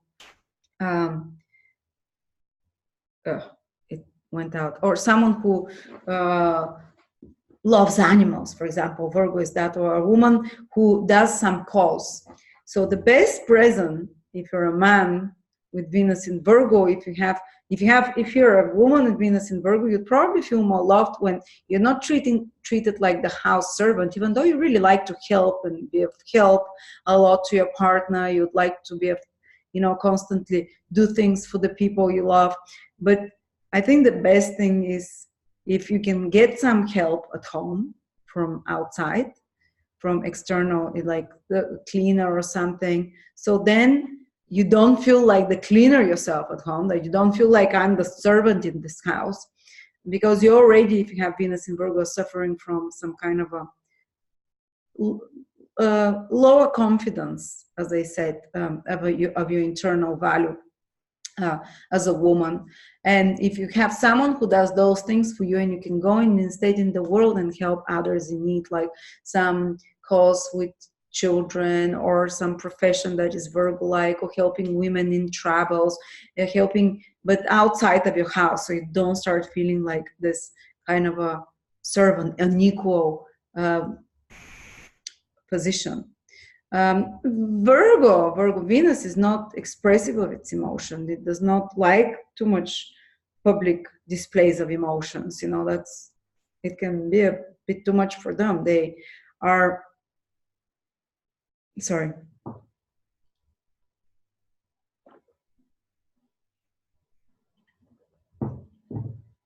Yeah, they have that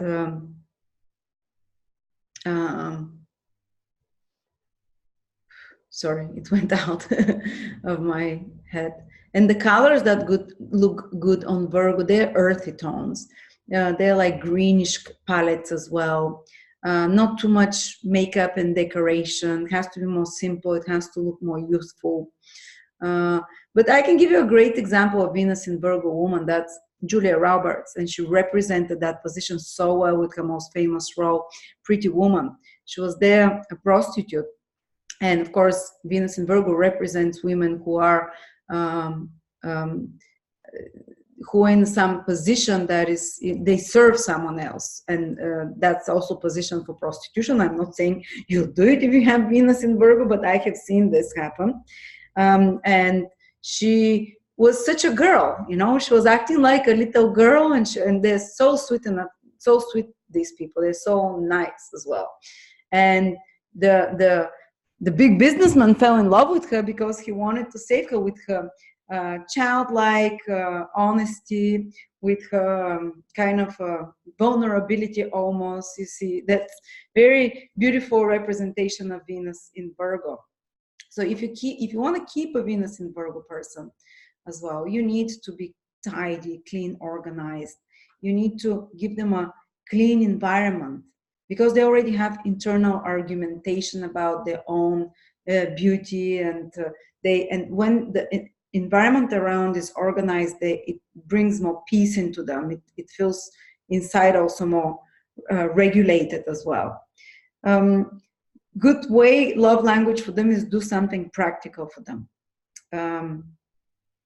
They will do the same for you. They will kind of help you move places, fold up your clothes, cook you healthy food, take them some classes for yoga, something that is about taking care of their health.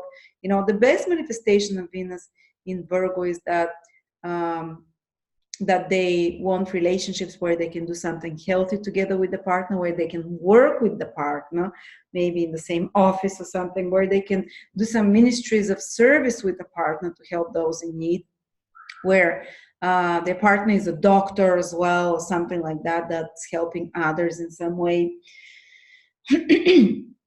And yeah, and I mean, if they have those needs satisfied, and especially the need for material security, because after that, this is an earth sign, in material stability, they can be then faithful and in a long-term relationships. There are many, but sometimes they can stay. If there is something that I've seen with Venus in Virgo people, not Sun in Virgo, Moon, or anything else, just Venus in Virgo, is that they can stay longer in a relationship when the love has died, and because of practical reasons.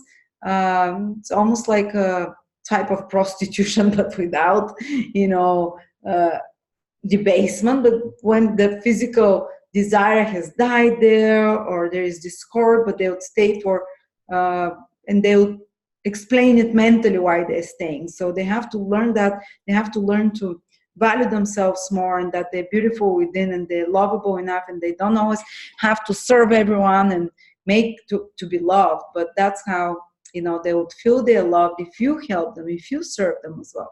If you don't let them do all the practical things, and if you do those things for them instead, or at least help them with that. Okay.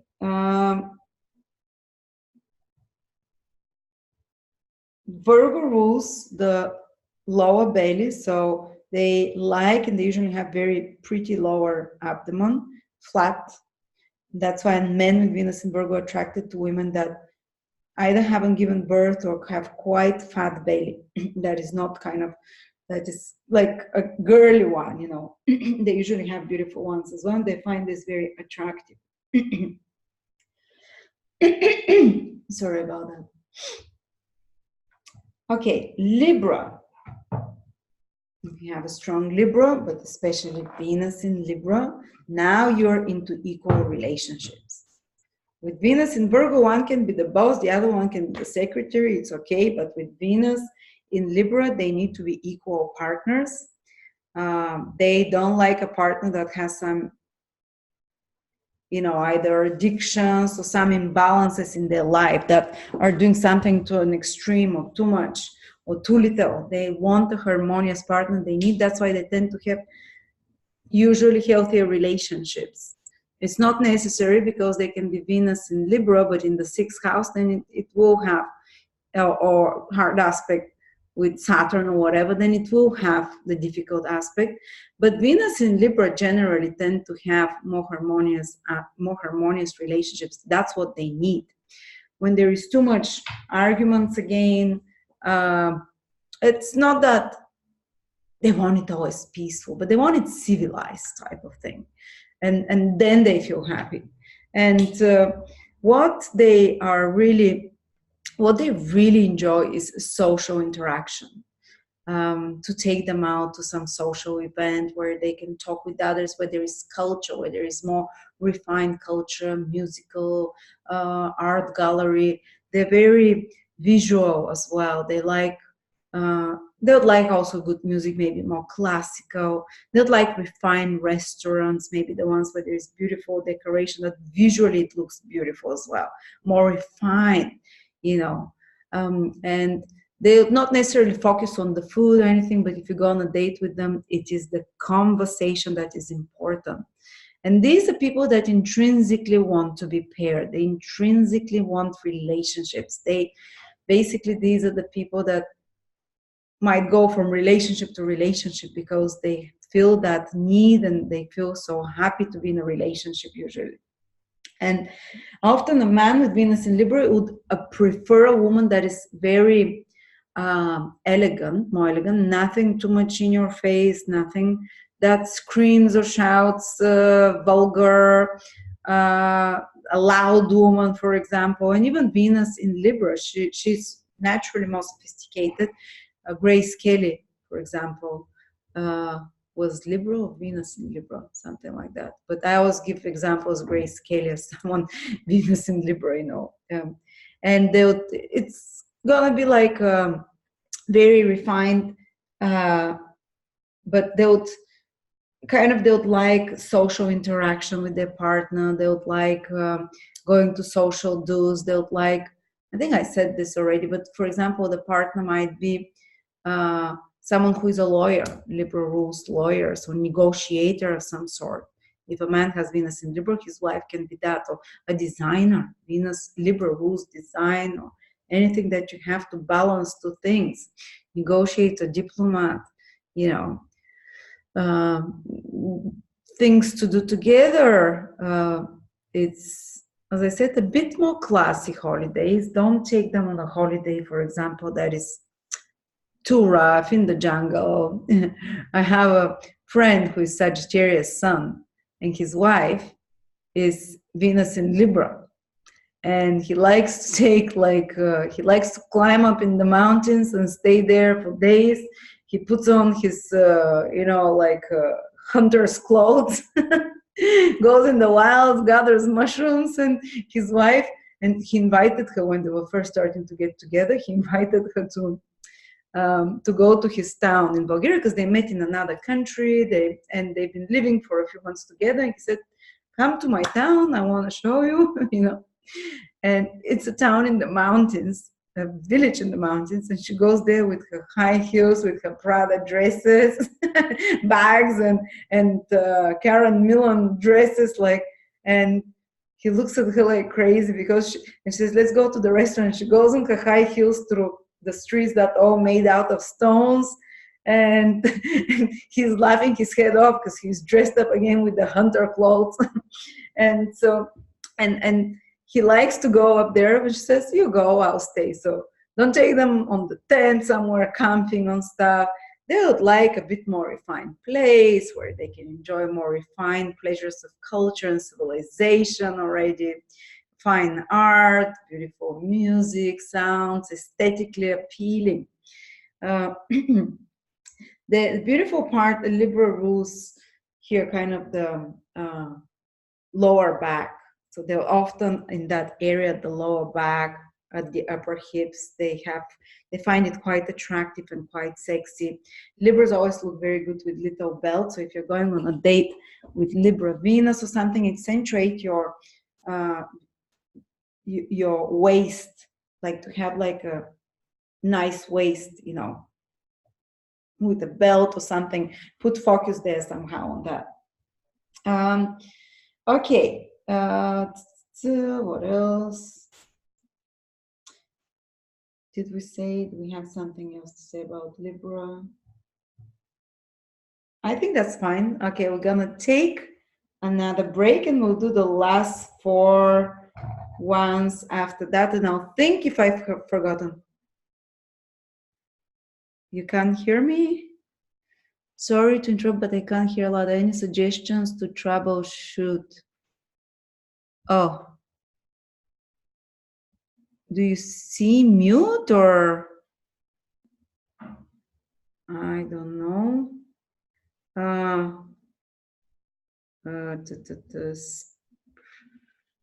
There is something at the bottom that says mute, but I believe the record, if you can't hear me now, the recording, there will be sound. So, so yeah, it's something maybe with, yeah, I'm sorry. I can't. Okay, I'll come back into 3 minutes.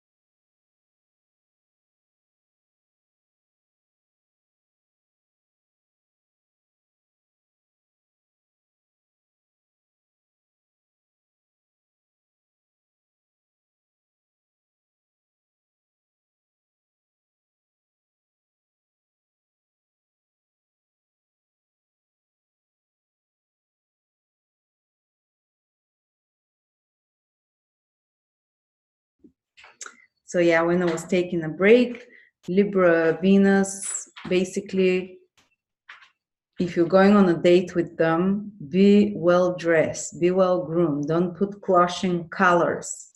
Don't pastel colors is what they love. And if you have Venus in Libra and you're a woman, what suits you best is elegant styles, classic patterns, traditionally beautiful, you know, kind of Chanel type or something, elegant things.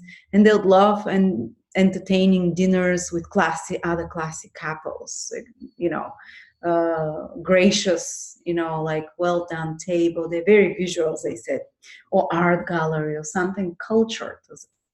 You know, also for them to feel happy, they need to have very beautifully decorated homes as well. They need to have a good wardrobe. So yes, these things might seem superficial to you if you don't have Venus in Libra, but for your partner with Venus in Libra, this will be very important.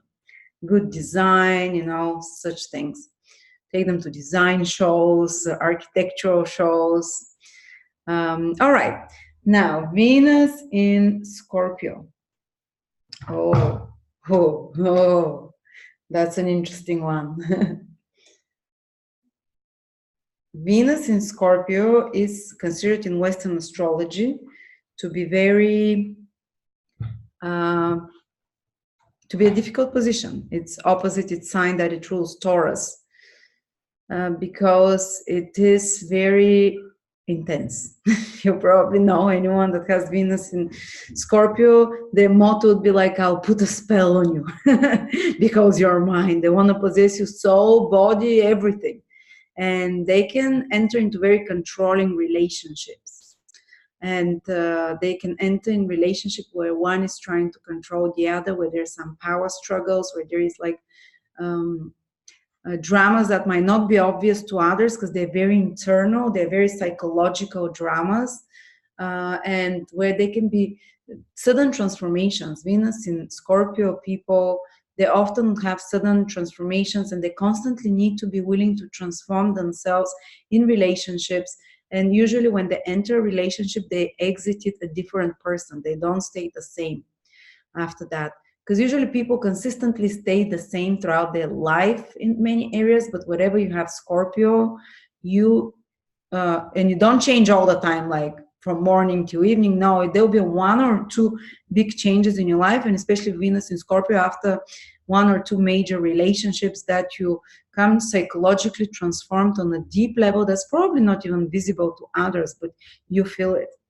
And at earlier, younger people stages, they can be, as I said, a lot of drama, power struggles. Later on, once they transmute that scorpionic energy, those intense feelings that they feel, they just feel so deeply. They just, for them, it's not just simple having fun. For them, it's a matter of life and death when it comes to relationships. It's black or white. You love me or you hate me. There's not objectivity much there, unless there is some strong Libra positions where they can be more impartial, more objective, you know, where they can reason with words. But with Scorpio Venus, often they'll find themselves overwhelmed by feelings. And I can give you examples of girls that one, for example, had a relationship with someone who was abusing her verbally. He was putting her down. He was trying to control her. Another one had a relationship with someone, a hidden relationships. Scorpio is a hidden sign. They can have a tendency to hidden private relationships. And that can include extramarital relationship with someone. I'm not saying they're cheaters. If anything, Scorpio is very loyal sign if they're in the right relationship. Then they're loyal to death, you know. But if they don't have marital happiness or relationship happiness, they can be they can be prone to secret relationships that very few people will probably find out about.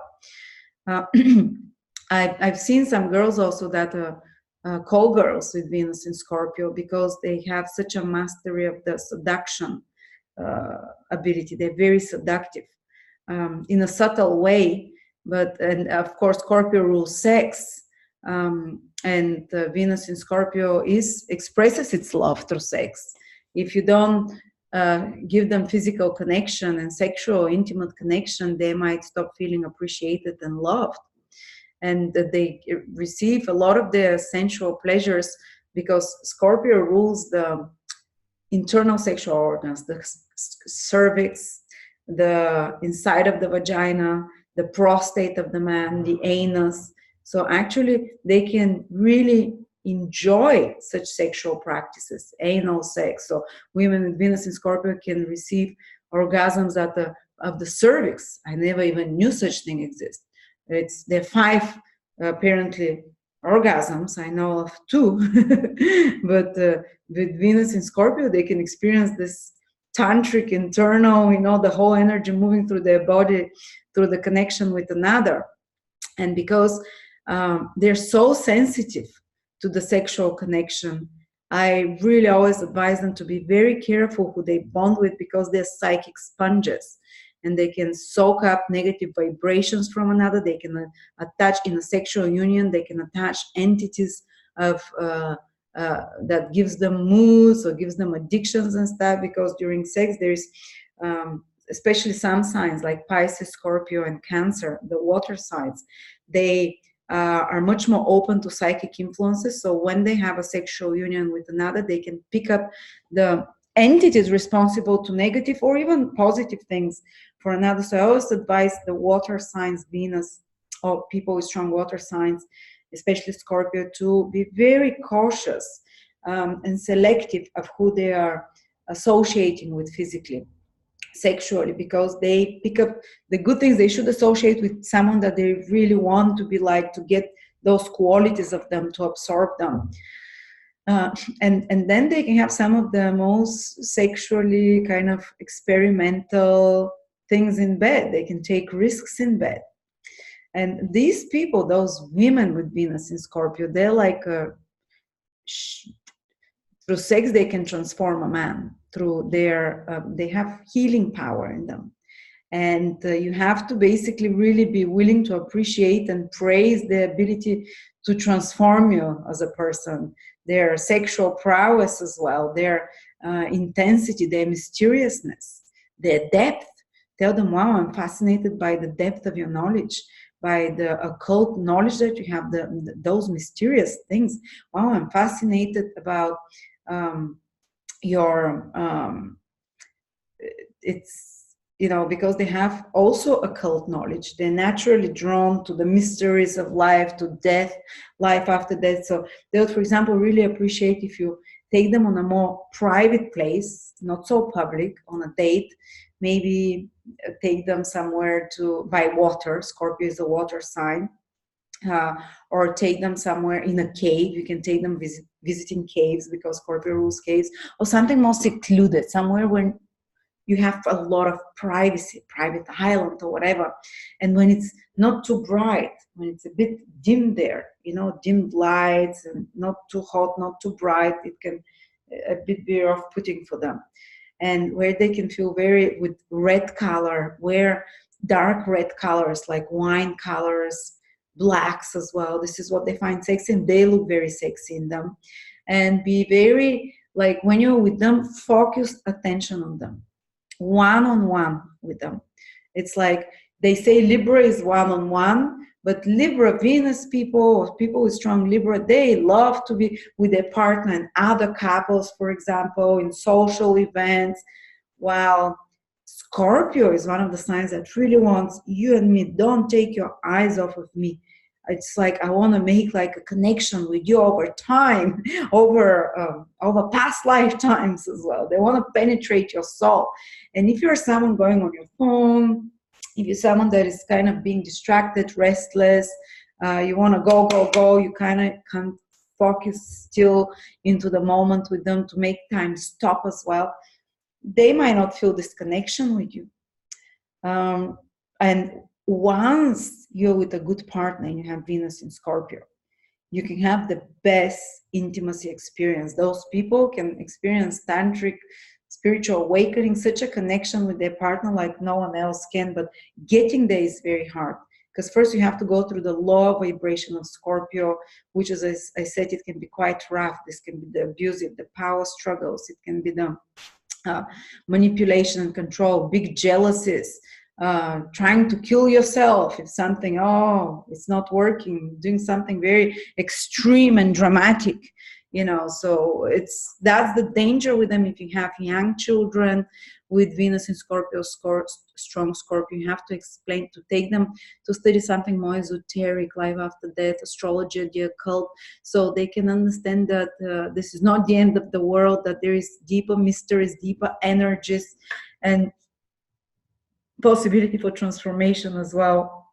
A good thing to go and do together is maybe take them to a tantra class, or take them, they love self-exploration classes or lectures like an astrology, where they can understand the depth, the reason why, I know that a lot of people with Scorpio, they love astrology. Scorpio is one of the signs that rules astrology, because it's about self-exploration, understanding the root causes of something, and then transforming, and with this awareness, transforming those things. And take them to a detective show, or to those places where there's those restaurants where you eat blindfolded in the dark, or there's those restaurants where they're more mysterious, where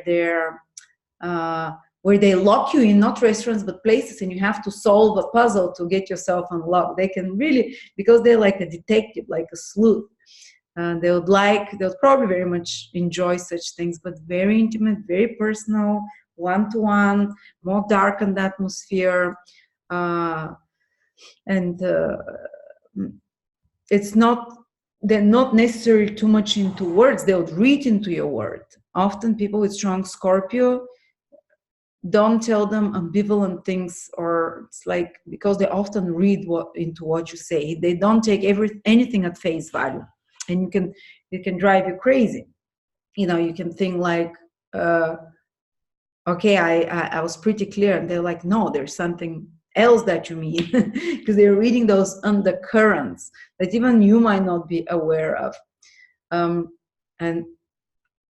But again, if they're with the right partner, they can be very loyal, but usually, often, at least once in their life, they go through some secret relationship, some private or hidden relationship, and it excites them to do something forbidden, something taboo. It excites them to be with people that are, and they like darker. For example, if you have a Venus, woman with Venus in Scorpio, should look more attractive with a dark hair, with darker colors, or with darker makeup. Or men with Venus in Scorpio, they'll prefer the darker type of girls, like Arabic type of beauty, mysterious. And or if it's a man or a woman of a white complexion, then she might be attracted to a darker, or a man of a dark complexion. For example, a woman, she can be attracted to someone who is a taboo for their society, like someone from the West world with blonde hair, blue eyes, someone that their culture will feel like, ooh, but that's what they find fascination with. And yes, what else? Scorpio rules the buttocks and hips, so they're very attracted to women with Venus in Scorpio can have this part there around the loins. The front part is the loins as well, like attractive loins, whatever that means. I don't know. I don't have Scorpio, so I can't tell you. But very intense, very deep, possibility for transformational love relationships that so intense for them, and superficiality turns them off.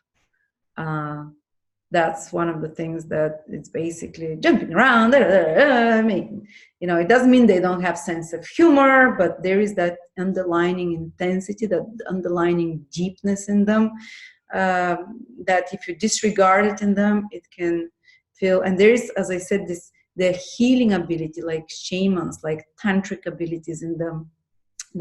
And often a man with Venus in Scorpio might be attracted, for example, to a woman and marry such a woman who is a midwife, who is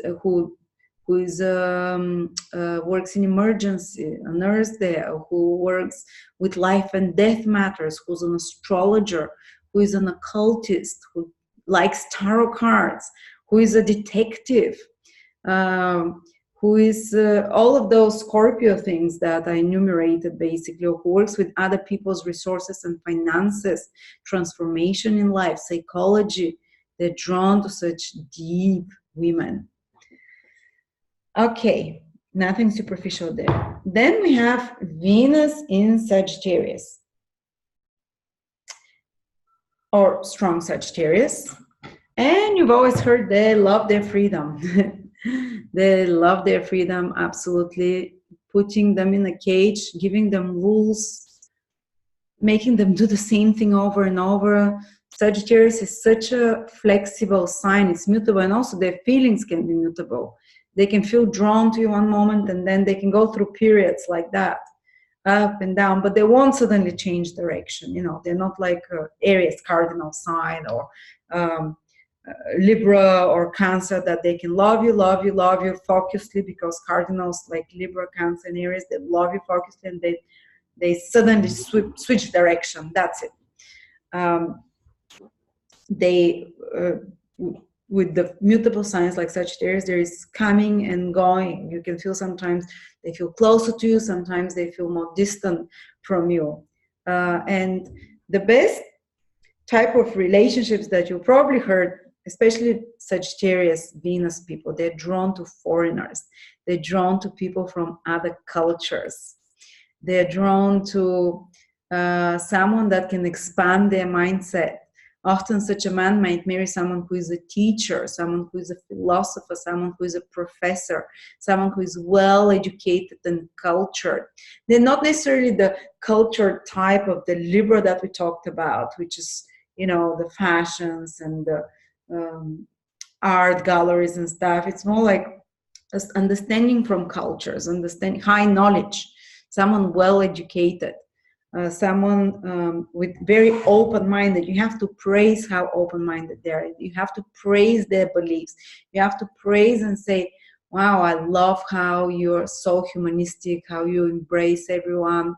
I remember there was someone I was dating with Venus in Sagittarius, and we would sit and he'd love to talk about how he saw some inequality or injustices, about politics, about belief systems, about the meanings of songs, the deeper meanings, and the ideology behind such things, and how he was once very upset how they were treating inhumanely somebody because they had black color, because they were African American, and that was in UK, whatever. And he says this is not fair, because they're very humanistic, they're very all-embracing, and they love this philosophical, all-embracing approach to life. And being manipulative astrologer, I knew he had been Sagittarius, and I would say, oh my God, I love your and I was actually very impressed with that, and I really liked it, but I like how high-minded you are, and how you're all embracing, and what beautiful beliefs you have. And that was very bonding, And for them, it will be very boring just, sitting and talking superficial things. They like more idealistic, more inspirational thing.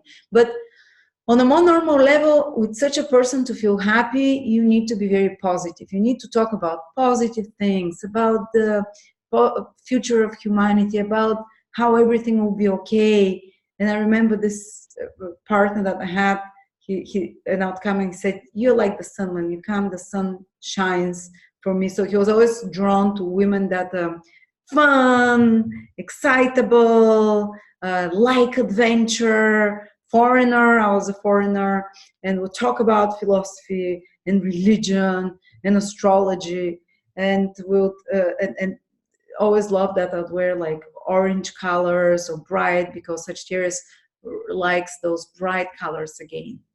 Sagittarius is orange, saffron, yellow, you know, like the sun. It's a fire sign. But Sagittarius Venus is also notorious that it can be unfaithful. And I've seen it in quite a few horoscopes, especially horoscopes of men. With women as well, because they're adventurous, because they get bored easily, because the mundane and everyday, that what they like is the, you know, Sagittarius means people that are not familiar to you, who are not from your everyday environment. So they would like, when something becomes too familiar, they want to explore new horizons, and they're ever growing, ever expanding. And there's some of the people that can love two people at a time as well, at the same time, because it's a dual sign. Sagittarius is also the sign of celebrations. So such person, take them to a celebration, take them to a place. It's like they would love probably seasonal holidays, like Christmas, like anything where it's a celebration, a festive, you know. So festivities of any sort is something that excites them. Even taking them to a church. Sagittarius rules churches or places of worship, rules historical kind of ceremonial buildings of any sort. So they would like celebrations, they would like big galas where something is being celebrated as well, like you know, Oscars and stuff like that. Not so much for the glamour, but because of the festive atmosphere around.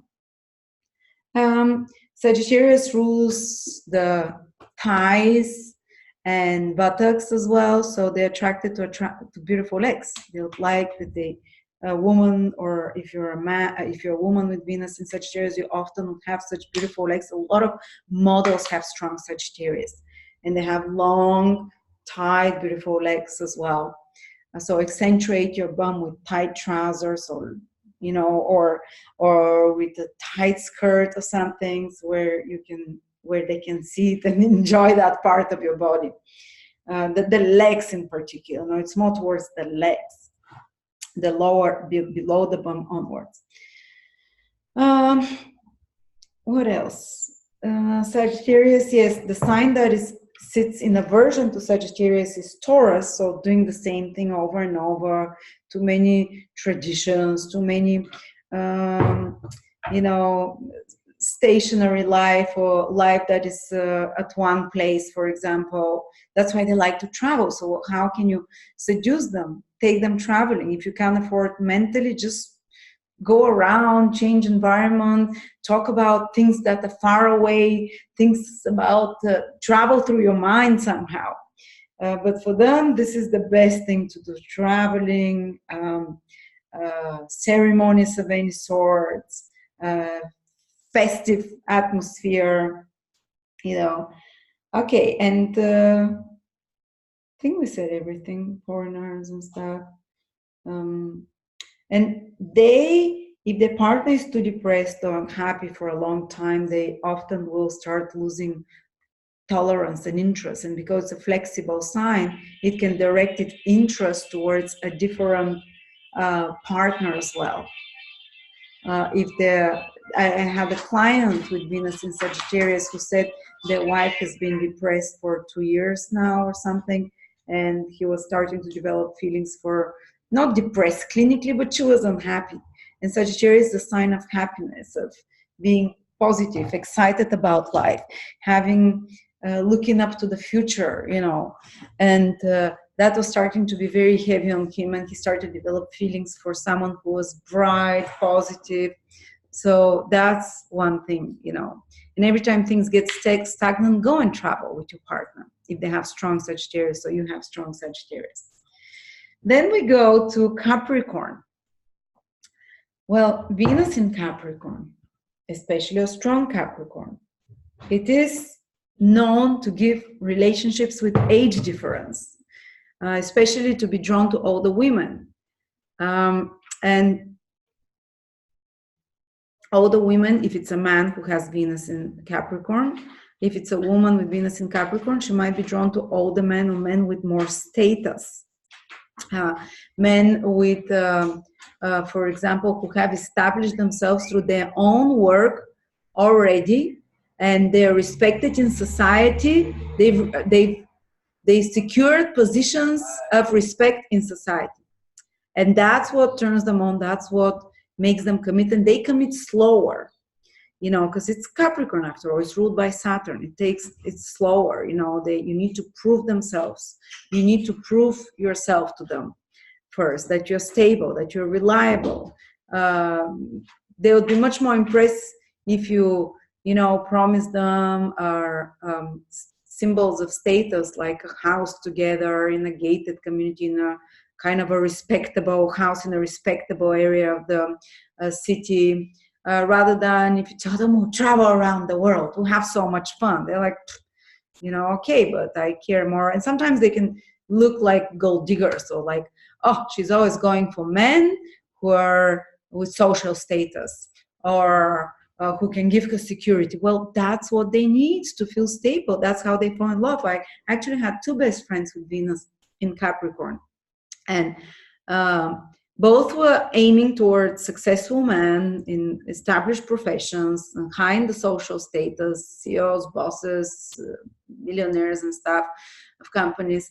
And me and my other friends used to judge them. They're such gold diggers. And they said, and actually I started observing them, and they would actually fall in love a lot, but only gradually, when the person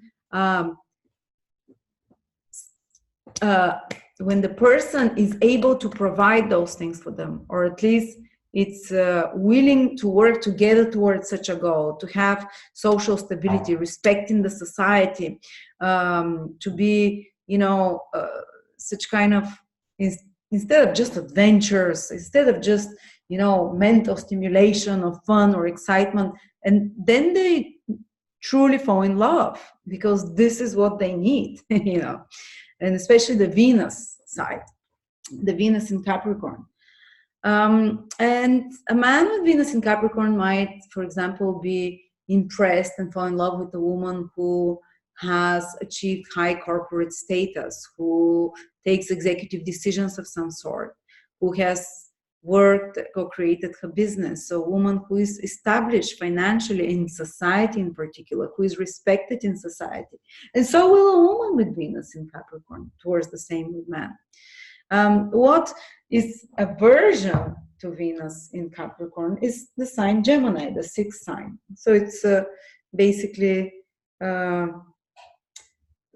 Gemini is youthful, is the youngest, someone who is childlike, Peter Pan-like, wants to travel, wants to move all the time, wants to do different things because they like stability.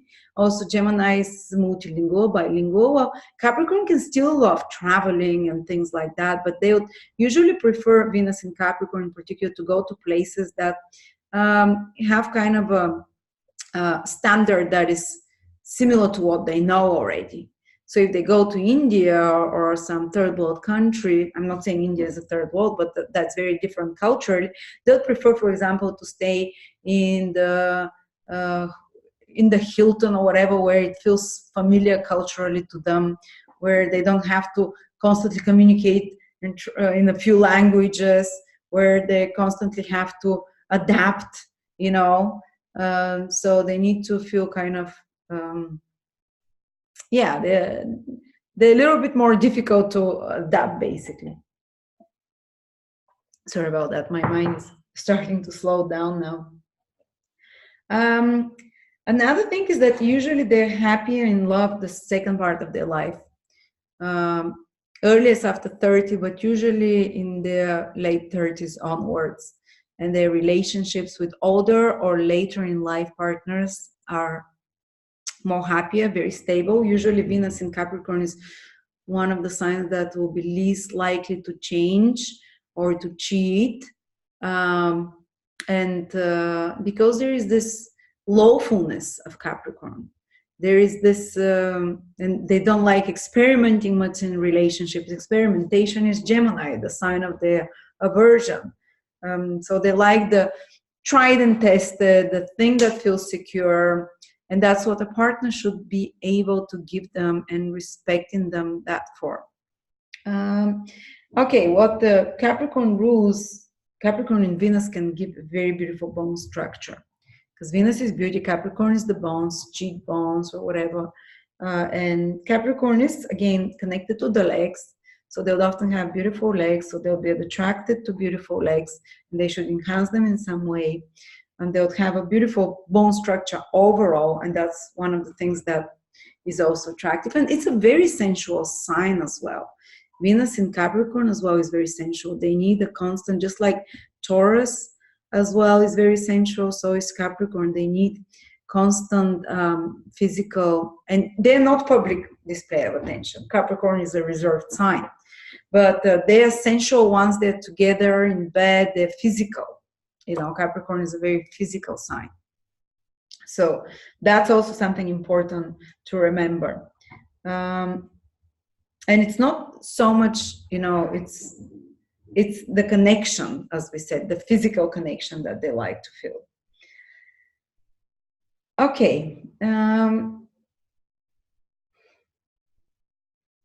Let's go to Aquarius. Venus in Aquarius, it can come across as more aloof or detached, but what they would prefer in a partner is not, you know, respectability or anything. They would prefer an independent partner. Like in Venus in Capricorn, they prefer respectable, well-established partner, more conventional, with clothes that are not out there, with clothes that are maybe show status but expensive taste, not flashy and glitzy, like Leo, expensive thing. But in Capricorn is more basically, again, conventionally classy, traditionally classy clothes. Like women in Venus in Capricorn may love men in suits. Venus in men in Capricorn with Venus, men with Venus in Capricorn can also like women in suits, for example, almost such simple, elegant, because Capricorn, and the colors there are dark blues. You know, this is Capricorn, the dark blues, grays, blacks, you know, very art businessy. Or Venus in Aquarius, the colors that they'll be drawn to is metallic colors, kind of futuristic. It's colors that are bright, like electric blue, or cosmic colors, colors of the cosmos, you know, space type of thing, because Aquarius rules the cosmos and the space. So, for example, I have Aquarius rising, and the best color for me is electric blue, or kind of dark blue as well is Aquarius, but it's a bit more electric in color. But Venus in Aquarius, they'll look in those palettes of the blues and the indigos type of thing, and the electric blues and electric indigos as well, and metallic ones. And they usually can feel a bit very friendly people, and in love, they're looking for a friendly partner, someone who smiles a lot, who is very well connected. Someone, or say a man with Venus in Aquarius, will look for a woman who has a good social network, and he'll not specifically look for that, but he'll find such a woman very attractive. A woman who has acquaintances, he has friends there, is socially connected, socially influential, maybe an influencer online or whatever, you know, and he'll be impressed with that, and he'll like, wow, you know, I really like her. Or he would want a woman who is willing to entertain big groups of people. For example, if he's a woman who is very gracious, because Venus is gracious in big social gatherings, and who is a good, for example, he has to entertain for his bosses or whatever, and she's a good networker. She needs to be able to connect with everyone, so very friendly personality. But sometimes they can also, because Aquarius is ruled both by Saturn and Aquarius and Uranus. So some Venus in Aquarius people, they can prefer more eccentric partners, but not to the extreme. I have not seen that at all. But something that is a bit unusual, that is kind of very individualistic in them. Like my ex-husband had Venus in Aquarius, and the moment he found out I was an astrologer, he found that fascinating, in a sense, because he was like, oh, astrology, that's so unusual, you know. And it's Venus in Aquarius would something quirky, something a bit eccentric, and they would also be drawn to very intelligent women. And also Venus with women with Venus in Aquarius, they're drawn to intelligent partners where they can discuss ideologies, where they can discuss the future of humanity, where they can discuss politics. They consider themselves very open-minded, very intelligent. So you have to praise them about, wow, you're so intelligent. Or, wow, you have really interesting ideas about the future. Or and often sometimes you can feel like they love conversation because it's an air sign, but often they'll talk at you rather than to you because of they're trying to impress you with their wisdom, with their knowledge, uh, but if you can discuss with them such high-minded topics, humanistic, politics that are about society, they would feel so happy. They connect mentally, they love through their mind as well. And they're very loyal. Once they choose a partner, they often choose the partner on quite rational considerations. And once they choose it, they stick to it. And the reason Venus in Aquarius will stay in a marriage, even if love has disappeared or if passion has disappeared, is if they have mutual goals. Because Aquarius is the sign of mutual goals. Aquarius is the sign of having, not mutual goals, the sign of goals, dreams and wishes. So long-term projects. So if you have a mutual goal together to raise the kids or to carry on the business or to first sell the house, they will stay in a relationship until you fulfill your goal together first. They're very future oriented, very goal oriented, and often they'll choose a spouse and a partner whose goals coincide with their goals. This is so important. They have the same vision for the future. Often they'll choose someone who they're more friends like.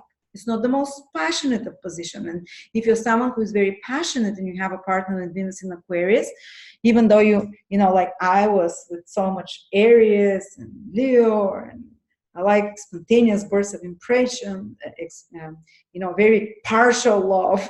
You're the best, you're amazing. But my ex-husband had Venus in Aquarius and he was very impartial.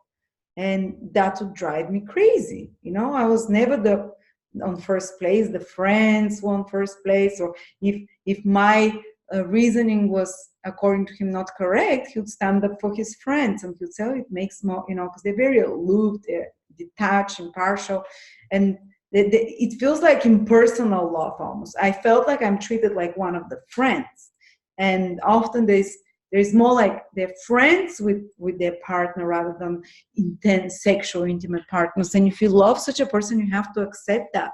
You have to accept that their social life will be also very important for them.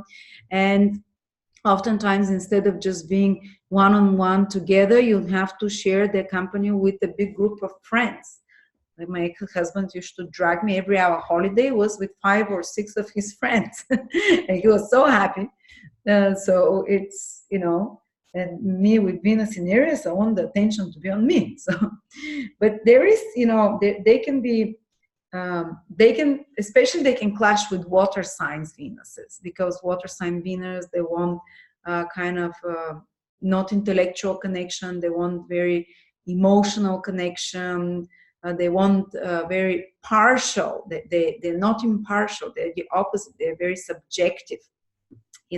So they can feel like betrayed if the partner takes the side of someone else, the partner with Venus in Aquarius. But Venus in Aquarius can feel overwhelmed by people that are too emotional, that they can talk about their feelings, Venus in Aquarius, but they rationalize them, they can't feel them so much. Venus in Aquarius will be attracted also to partners that are not only well connected with mutual goals, usually networkers and business people of some sort, but they'll be attracted to futuristic people with alternative lifestyles as well.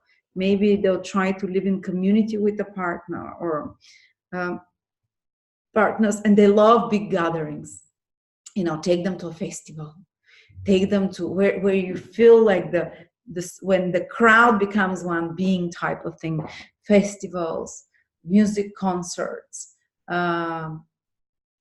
They love, I often notice Aquarius that kind of might like electronic music. Not all of them, but especially Venus in Aquarius, they have some affiliation there and such kind of parties. And they like modern stuff. They like things of civilization that is the where lots of people gather, rather than, you know, taking them in some rural village. They might appreciate it for a little bit, but, you know, because Cancer is the sixth sign from them where there is aversion. So Cancer is something that is homely, traditional, old school, old style, like home cooked food and udon. Well, Aquarius kind of where's in some community where everyone is relative to everyone or connected somehow. Oh, it's like that they wouldn't feel happy. Maybe a big city for them, or some community that they live together because of like-minded ideals, that they're connected with like-minded ideals. You know, whether it's political, spiritual, of some sort. And they possibly won't like Cancer-like places. So for example, sea or wet or, you know, such type of places. But they'll probably like more modern buildings, more modern places. They'll like more civilized, because it's, again, such sign, Aquarius, you know. What you can take them is somewhere for knowledge. They love knowledge, learning new things, especially something scientific or conventions, sci-fi conventions. No, but some place where they can be with people that are interested in the same things like them. They can discuss politics or some other science or astrology. Aquarius rules astrologers or any systems.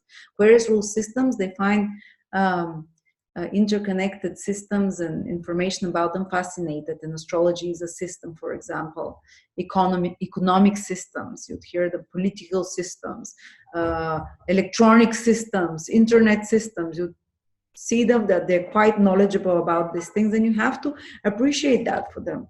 And if you're Aquarius Venus person, you'd often be very much attracted to calves, the legs.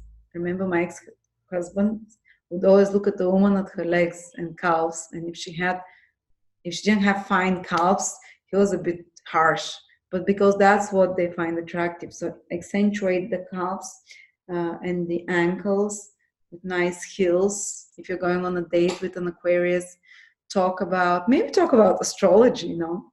They'll be fascinated about that. They'll go, ooh, okay, that's interesting. And explain to them it's actually a scientific system, because they can be very skeptical at the beginning. Explain it's a whole system of information and stuff like that. Talk to them about new alternative methods of energy, new alternative methods about society, what you expect, about your vision and utopic societies and what you think will work best for humanity.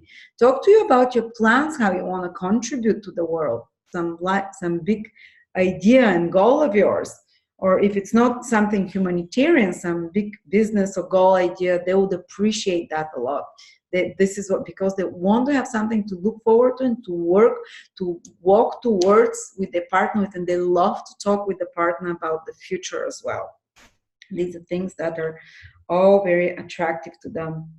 Okay, and then we go to the last sign, Pisces. And of course, praise the intelligence, Venus in Aquarius, because they're very intelligent, to be honest. And don't take it personally if they feel a bit detached. You're their friend. Yes, you can be intimate and sexual, but primarily they're looking for a friend. They can, you know, they can show their brilliance to, their brilliant mind to.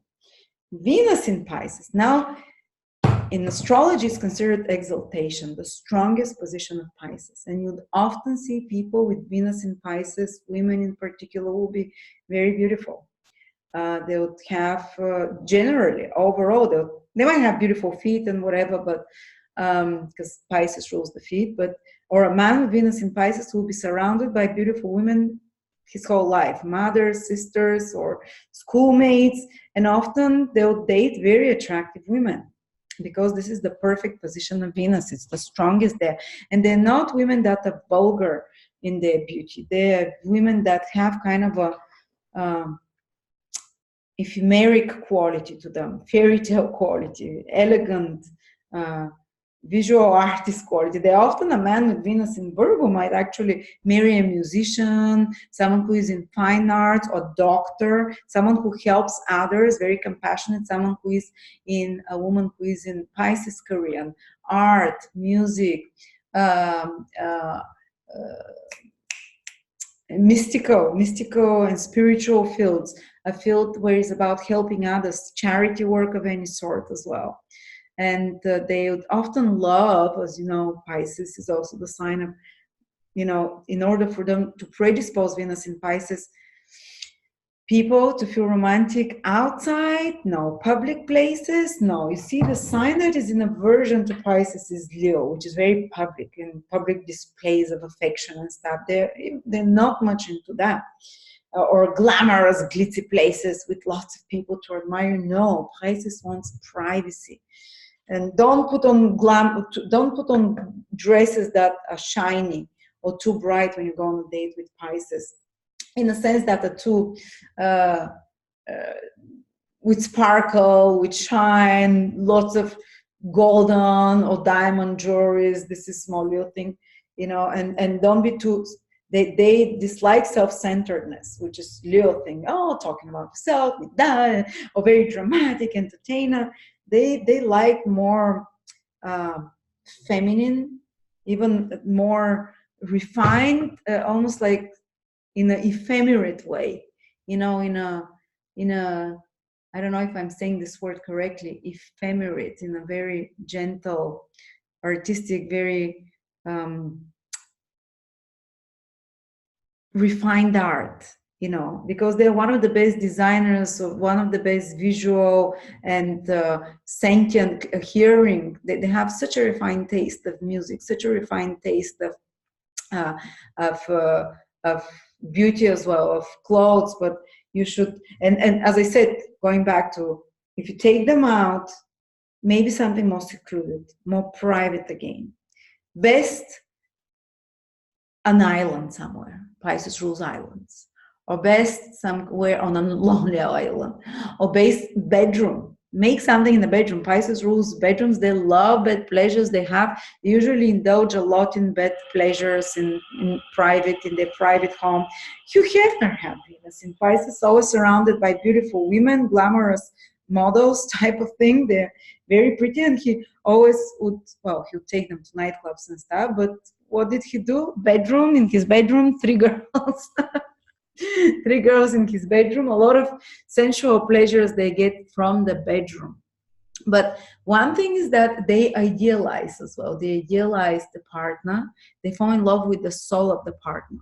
And they might neglect certain things, like, well, the partner is not working, or the partner has a drinking problem, or the partner, you know, things that are obvious to others. From reality, they're like, no, I'm in love.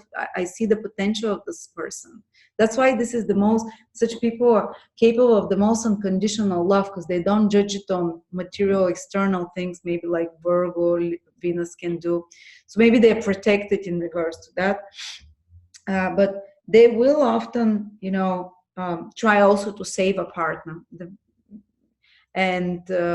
But often they will, you know, despite of it, eventually, so often I have seen, especially Venus in Pisces, that they're able to get a romantic experience that feels like a fairy tale, that feels like something out of a movie. You know, out of a romantic story like The Notebook or whatever.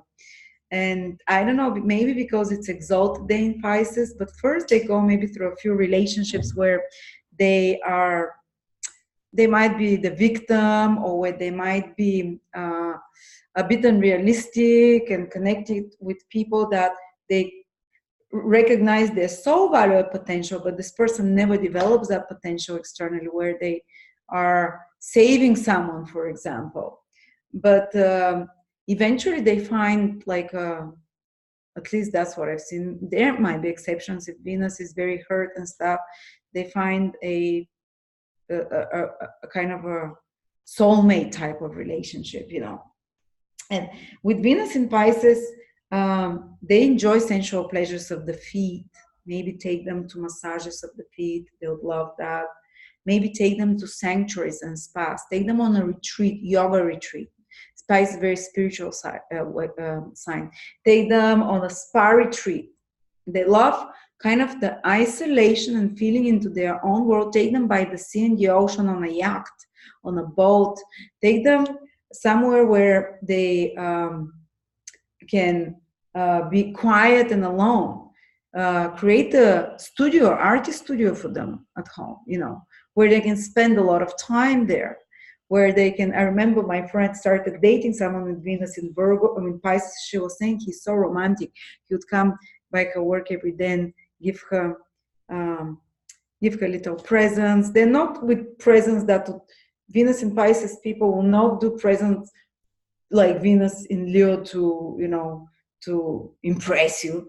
They'll do it as a gesture that they're really actually into you, like a little chocolate box or whatever.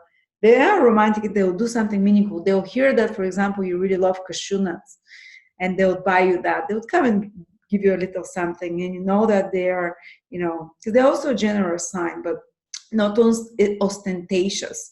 They're not gonna buy you something big to impress you. But they will, and then when the first time he took her to his place, and he always insisted that they go to his place rather than somewhere public, more private. He felt more relaxed there because he had Venus in Pisces. And the first place he took her was his studio, where he had guitars. So even though he's not a musician or anything, he has a studio where he plays music, where he plays his guitars.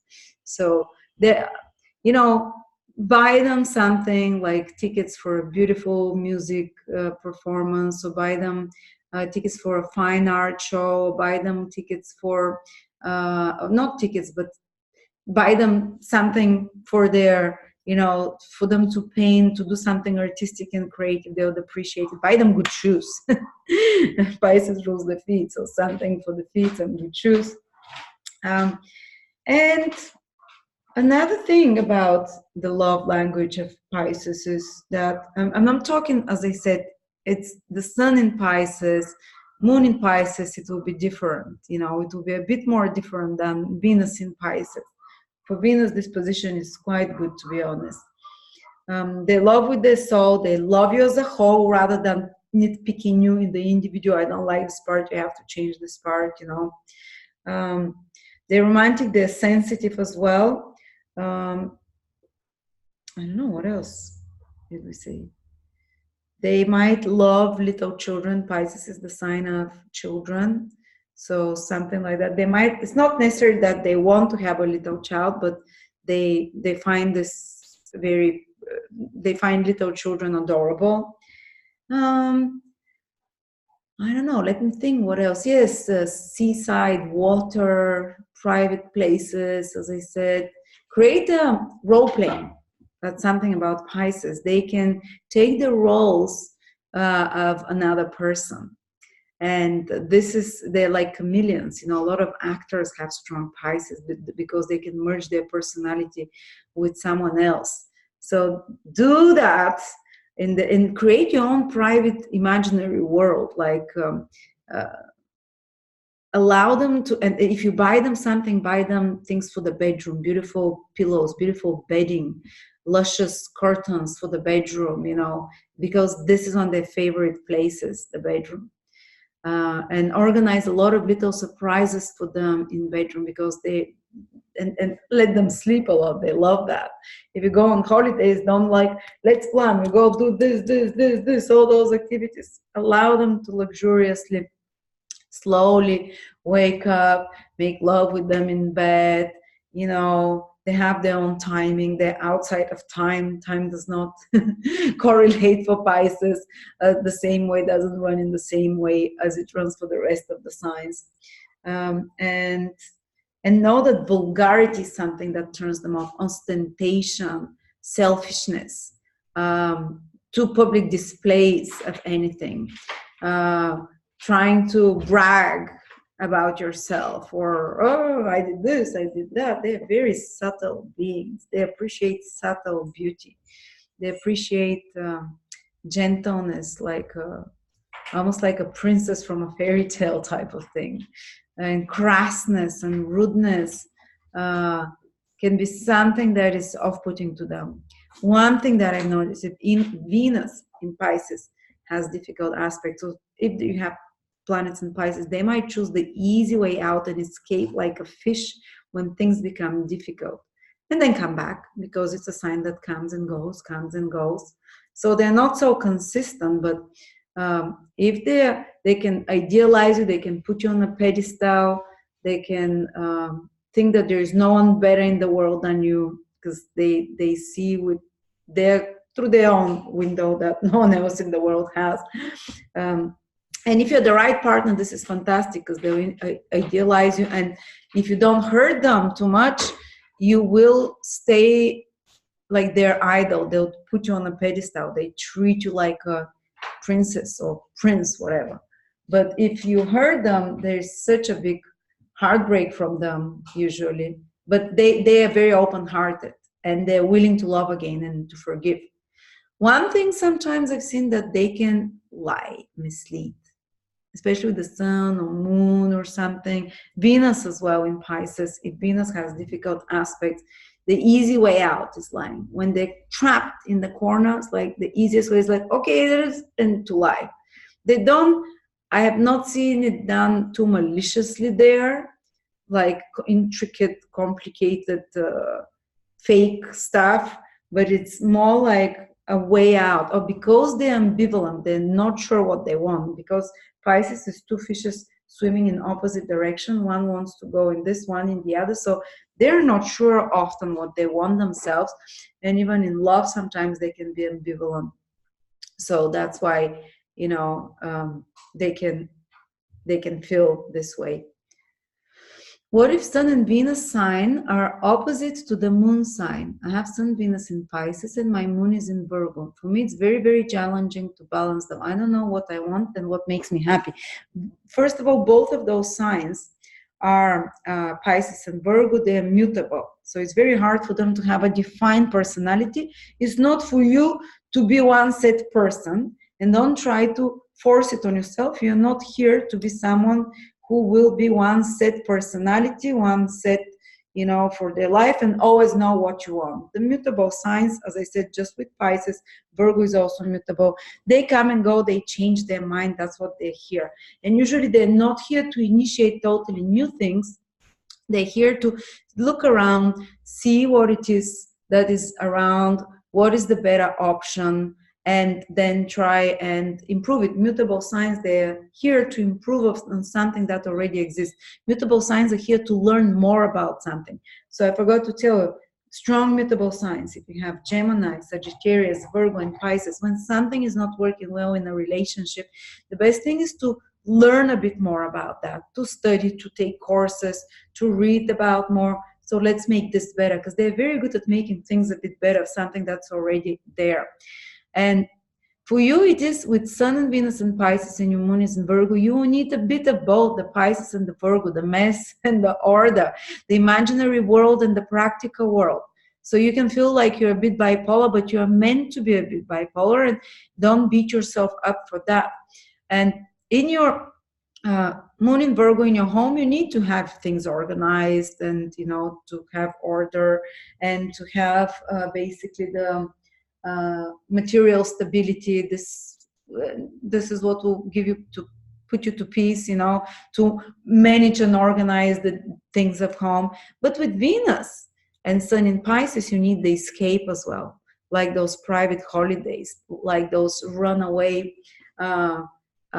retreats or day at the spa, like this immersion in the mystical and the invisible. When you have to such, you know, different signs, you have to combine a bit of both. And you're someone who is capable of very deep love with your Venus in Pisces, of a very idealistic love as well. But you also thankfully have the discrimination of the Moon in Virgo, so that can balance it out. Could we apply this knowledge to progress Venuses? Absolutely. But remember that your natal Venus always stays the most predominant. And when Venus progresses into a sign, your fashion style will change a little bit, your preferences in relationship. I had a client whose Venus natally was in Taurus, very loyal, consistent. Her Venus goes into Gemini, and within 2 years, she's dating 2 guys at the same time. She says, "This is not." You do what progress Venus is doing. Probably you have to experience that. Your Venus is progress there. You have to experience this kind of relationship a little bit at least, but you might not feel very comfortable with that because this is not your nature. And she was like, this is so not me. I'm not liking that. I want to have my mind just on one guy. This is driving me crazy, because she wants the settle, the Taurus. But eventually, usually at the beginning of a ingress of Venus into a sign, you feel more intensely those energies and you experience them, but you always have your underlining energy of your Venus sign, of your natal Venus, and then the progress one, you'd get to experience things for a few years up there as well. And often you can attract someone who is from a sun sign or moon sign from where your progress Venus is gone into. Any more questions? And as I said, I think, Lara, what effect does opposition have on Venus signs? Like if Venus is in Gemini, what if any Sagittarius qualities would attract? What if any? Usually the opposite sign that attracts you the most is the opposite sign from the ascendant and the opposite sign from the moon. That's the sun to a lesser degree. Venus, yes, it's because opposites attract, but somehow the ascendant and the moon, because they're more self-factor, is the one that I have seen it most strongly indicated in marriages, long-term relationships. But if you have Venus in Gemini, it's Sagittarius is not an issue for it. Venus in Gemini they have similar natures because of the mutability. They like adventure. Just one Venus in Gemini, naturally such a woman should be knowledgeable about bits and bobs here, should be very interesting herself, but she might get attracted to someone who has planets in Sagittarius, who is like a bit who tries to teach you, to tell you what is right, to give you their mind, and a bit of wildness as well that they have. But these are the things that you're going to become compatible on with, because you both like adventure and stuff. But Gemini is more on bits and pieces of information and communicating on fun, more easygoing things, for more breezy, while the Sagittarius is on more high-minded things. The spirituality, the morals and such like.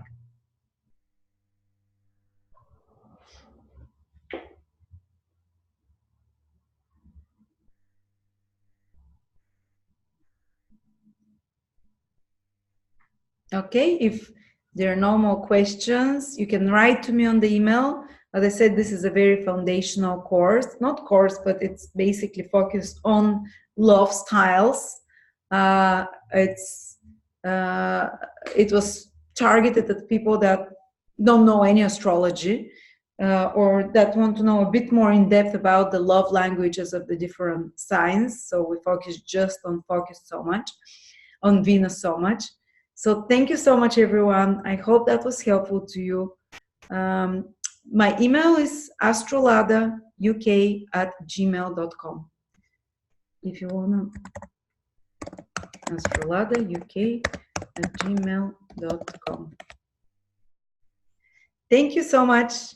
I love you all, and I hope this gives you more understanding towards your partner and towards yourself, and more acceptance of your partner and yourself. Thank you.